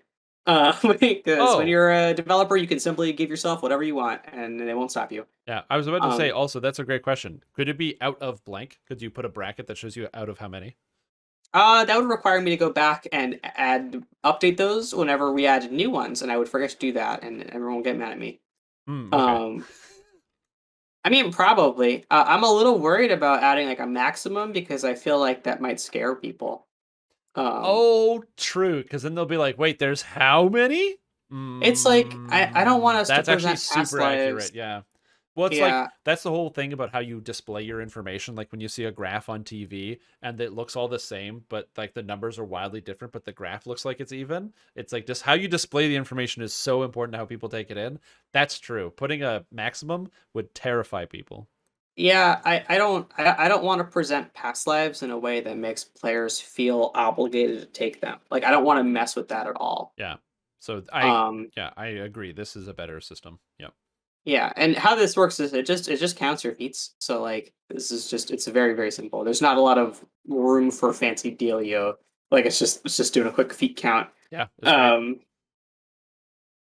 yeah, let's see what else I have. That's so sick. I love this feature. There's so many Oh cool minor UI things that have been changed. Like I think we've already showed it off. I don't know if you have a picture of it, but the search bar for the LFM tool. yeah, I actually have a picture of it right here. And I'm also using Tormented Gothic Princess's maximalist UI. I really like this. It's actually Woo! really funny. I actually use that UI skin to test my UI changes. Is Um good. I also have to say that I really appreciate the naming of these files. Because you've oh had yeah. stuff like this one is like better.png, this one's better new feature, which is a really accurate, and then this one is holy guacamole.png. Absolutely. It holy Yeah, guacamole. This one blows my mind. It's so well, I much was just more really convenient. happy to see it working. Yeah. Yeah, the it's actually really funny. This this it's this is such a horrible rabbit hole to go down. Looking into this and building this feature helped me realize that if you search into any search bar in DDO, you are sorting your shared bank at the same time. That's correct. Yes. If you and also you're searching sorting the plus tab as well. Yes. So that bug is fixed. But Oh, interesting. it's Okay. yeah, I fixed that bug for this update. But it was just one of those moments where I was like, let's look into this. I wonder why this is doing this. And like, sure is taking a long time to sort these quests. Wonder what else this is doing. Cause this is Yeah, because all the search bars are connected. So if you use it, some of you people might in chat might not know this. If you've ever used your bank search bar to find anything, and then you go to the plus tab and you find it's just empty and nothing is displaying, it's because it's the same search bar. So it doesn't. The actual search bar is empty. There's no text in it because it's just pulling the text from the other bar and searching it based on that, which is yeah. very fun. So that's why if you're like, wait, I can't see anything, you just click the X on the empty search bar and it actually loads everything because now there's nothing in the search. But apparently that's fixed, which is Yeah, no, great. I'm really happy with that. I also made glamored items a little prettier. I'll see if I have a picture of that. That's something I Yeah. don't think I've talked to you about. I think this Ooh. is right. This is actually a really, really hilarious story. So this whole fix with this glamored item thing starts with somebody in the players' council being like, "Hey, have you ever noticed that if you make a glamour of a shield or an orb, you can't double click to equip it? It just says like inventory error." Does it? And I've never tried this. yeah, it does. Like you just double click, you can't double click to equip. And Okay. I'm like, oh, that's weird. Because in my head, I'm like, I double click to equip stuff all the time. And like, it works with weapons and it works with armor, but it doesn't work with shields. Okay. And so I'm like, okay, that's really weird. I wonder what's going on with that. So as part of this investigation, um, we ended up solving a lot of problems with the Glamoured system and a lot of things at this deep dive of like, okay, it looks like the problem is that it's not setting the default slot of the item when it goes through the glamoring process. Because step one is we actually make a Oh, duplicate, and then we change a lot of properties, and then we actually go through and we say, hey, if your default slot is weapon one, we're going to set your default slot to cosmetic weapon one. That way, when you try to equip, it's going to go to cosmetic weapon one. right. And we did this incorrectly for things that go default weapon two. So they're still trying to equip to your regular weapon two, which is your offhand slot. But then the game goes, no, dummy, you're not allowed to go in the regular Yeah, weapon you can't put two. a cosmetic shield You on. That can't doesn't put work. something in there. That's Yeah. what are you, an idiot? And then so it just gives you an inventory error.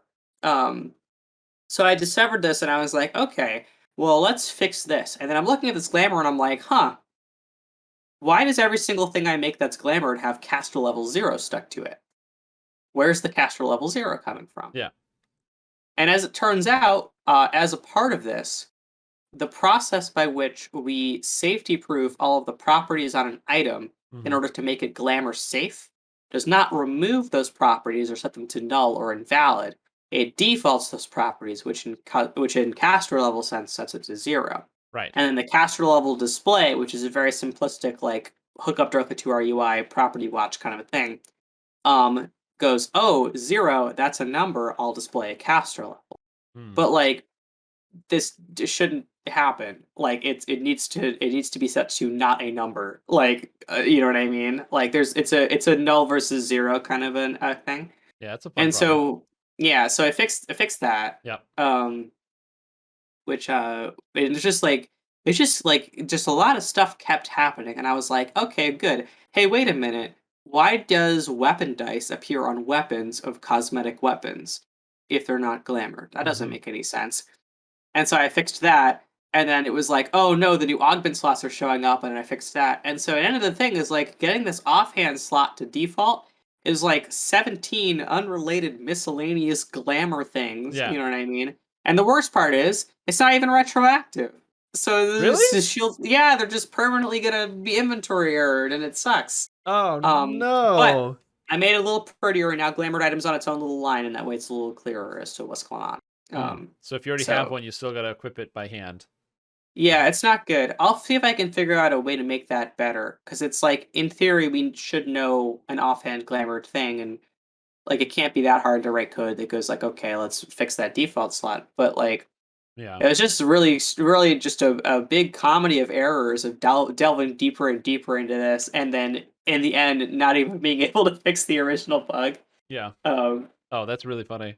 It just makes me think about how every time I think about Dungeons and Dragons Online, it's this like ancient game with this code where you're like, this shouldn't connect here.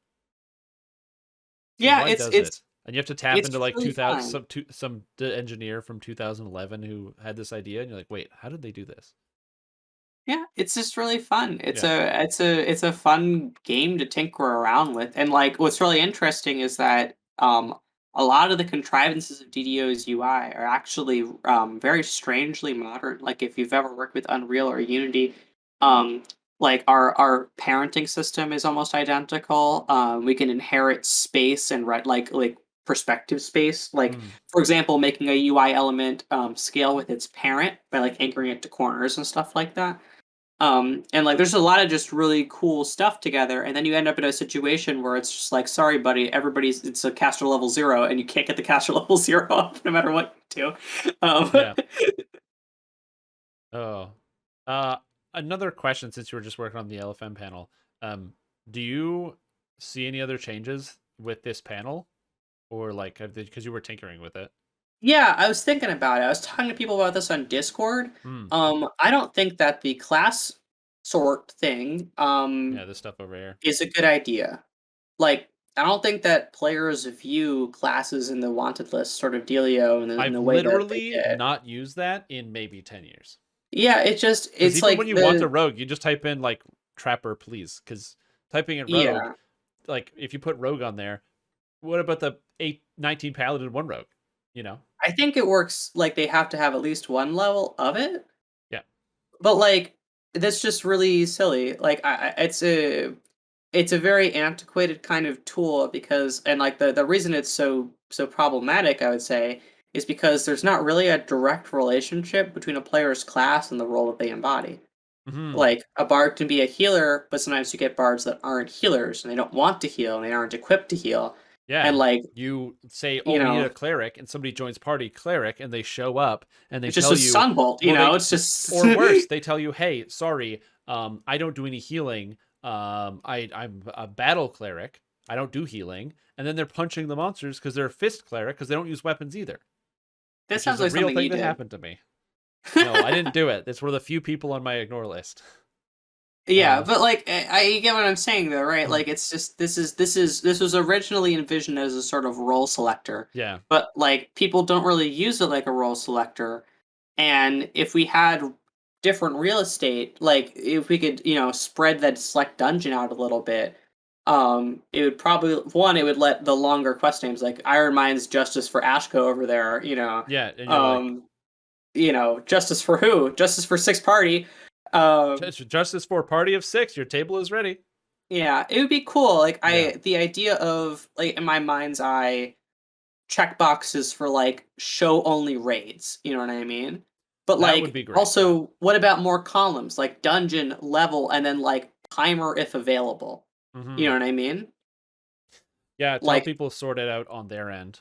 Yeah. yeah, and then like because if we just had more horizontal real estate and a little bit more vertical real estate, I feel like the concept of picking a dungeon, like it would just be, it was our goal is to try and get people into the game, like we're Yeah. trying to get people partying up, trying to get people into an instance, and the search bar is really going to help because we got a lot of quests in our game now. There's so There's many because so many. when you try to find a quest in the level 5 quest range, like good luck. Go Yeah, you're just it's going one it's by a one like nightmare. there's so many.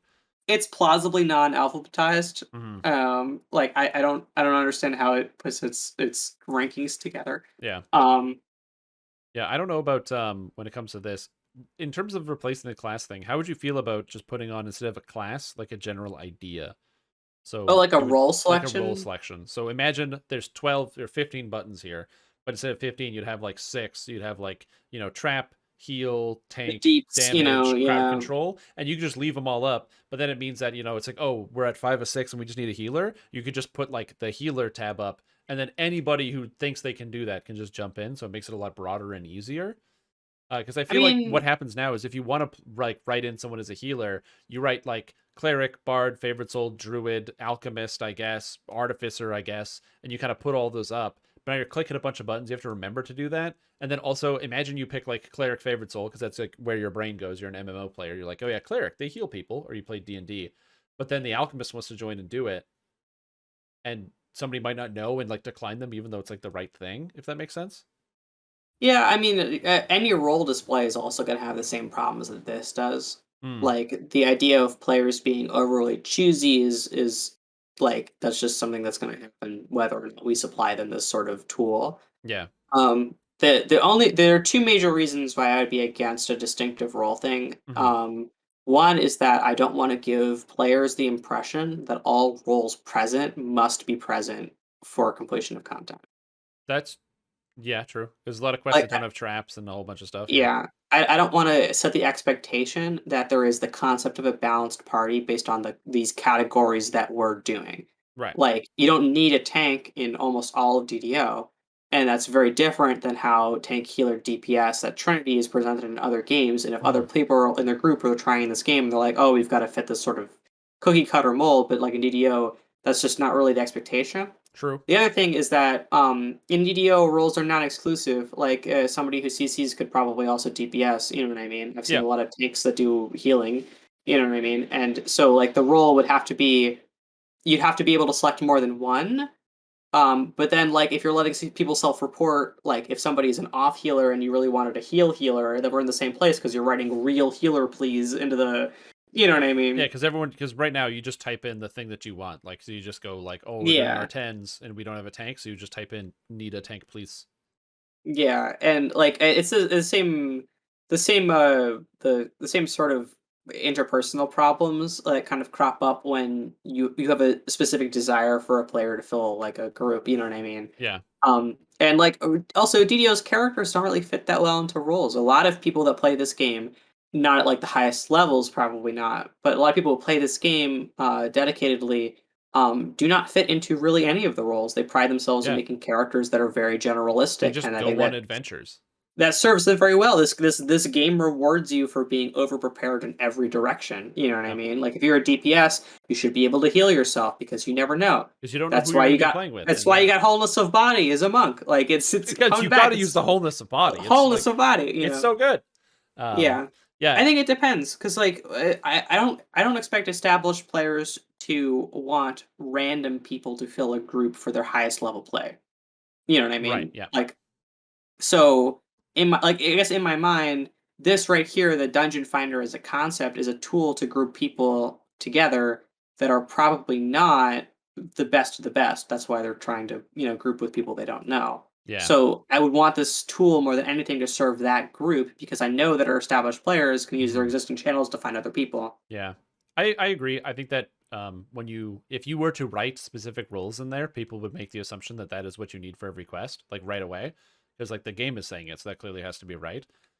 Yeah, Um, we got to be careful with that stuff. I mean, I don't know. I'm not generally yeah. opposed to the idea. I think it's just really it's a lot. There's a lot of nuance Hmm. into how this is sort of put together, and like sometimes if you make a mistake in the area of like how you're vectoring players like Yeah. this, it can have pretty far-reaching consequences. Yeah. And I was actually just thinking about it, like the difference between having it as a game feature, like a tank button, and typing in that you need a tank is very different because the button says this is a thing that needs to happen and you should know that this is a role. It's like an official thing versus just typing it in the chat bar is like that's one person requesting a thing. But Yeah, it's also difficult for DDO because as you said, like generalized characters, the question that I get all the time from people that is, can I play your build but take a level of rogue or but take 5 levels of cleric or something because they want to be able to do everything. Um, and these people have a great time and they really enjoy playing the game. But then the other worry is there's the exact opposite of that, where by the time you hit level 30, if you don't have like a clear role that you kind of do at least pretty competently, you can't really be successful in like elite mode in yeah, legendary elite because the monsters they it hit too hard or you can't kill them fast enough or you can't crowd control them because you need a DC like 140 on your thing. I'm exaggerating, but like 100. it's Um, only 138. yeah. So Strimtom. yeah. And so without these role guidelines, people don't even know that that is an expectation somewhere down the line. So I have Yeah, no idea. it's complicated, and Yeah. like this all circles back to like the iterative nature of UI is that we can afford to take this slow, and because like I've been working on the LFM panel and the concept of LFMs for months now, Yeah. building better auto group, adding difficulties to the listing, and like this here and now is like just one more step, and like Yeah. if It's we can great. just keep taking positive steps forward, Hmm. then at the very end we might not have to solve a very big problem. We're chipping it away. Yeah. How do you feel about the idea of imagine like it's a role selector, but instead of what it is here right now, where you see like class any and they're all selected, but Hmm. instead it didn't display, you had the option to add the selector. So when you post the group, it would not automatically display any types of roles required or anything, or even like asking for it. It would just, you would post the group and then people can join. And you had to opt in to say, oh, we do need a healer, and then opt in to do that. So the default would be left off. I don't know. If I were to do this in like a UI mode, I would Hmm. definitely have two different buttons: create LFM and create advanced LFM. That's You know what also I a great mean? idea. Yeah, I And think. that way it's like a whole separate category. Like you can mentally go like, "Oh, in my head, I'm not doing anything very seriously. I don't need the advanced LFM Hmm. with all the fancy buttons." You know what I mean? Advanced And LFM would like, actually be like a perfect way to solve that problem. Yeah, because it gets it yeah. out of the main menu and it frees up this space. It's sort of like how there's the little box you can click that shows you the people that want to join your group. It's like one of the boxes. It was like a separate box that just modifies this menu. That'd be fantastic. Yeah. I like maybe for example, oh, that's another thing I was gonna probably do here. The level range Philly in thing, I Hmm. believe it cares about you, but having it so it cares about the dungeon you select might be better. Yeah, so when you select like just business at 15 here, it would put in the level range that's like appropriate for that. Yeah, like it would be like at this case 14 to 17. You Yeah. know what I mean? Um and but the downside is it's like I don't The downside of that is that hardcore exists, and a lot of people do 4 levels over for hardcore because that's what they're allowed to do. Well, And so you have to by hand yeah. change it every time on hardcore. Yeah, I'm just trying to think. I'm trying to think. Like, I know we did some sort of auto level thing for public groups, Mm-hmm. and I believe that uses the instance level, right? And then It uses doesn't the it? instance level, correct? Yeah. Yeah. So then this should just also use the instance level. Like you select just business, it should give you 14 to 17. Yeah, That's I mean, another yeah, thing. Is maybe. like, what I would love to see is like if we had more horizontal space, sort by level and then sort by epic level. Mm-hmm. You know what I mean? Yeah. The same way because we did this in the adventure compendium, and that way because like for example just business at 15, like that's a 32 Yeah. for sure. um If there were, yeah, if you could expand this window over, get rid of all that class stuff, because I think at the end of the day, that class stuff serves nobody.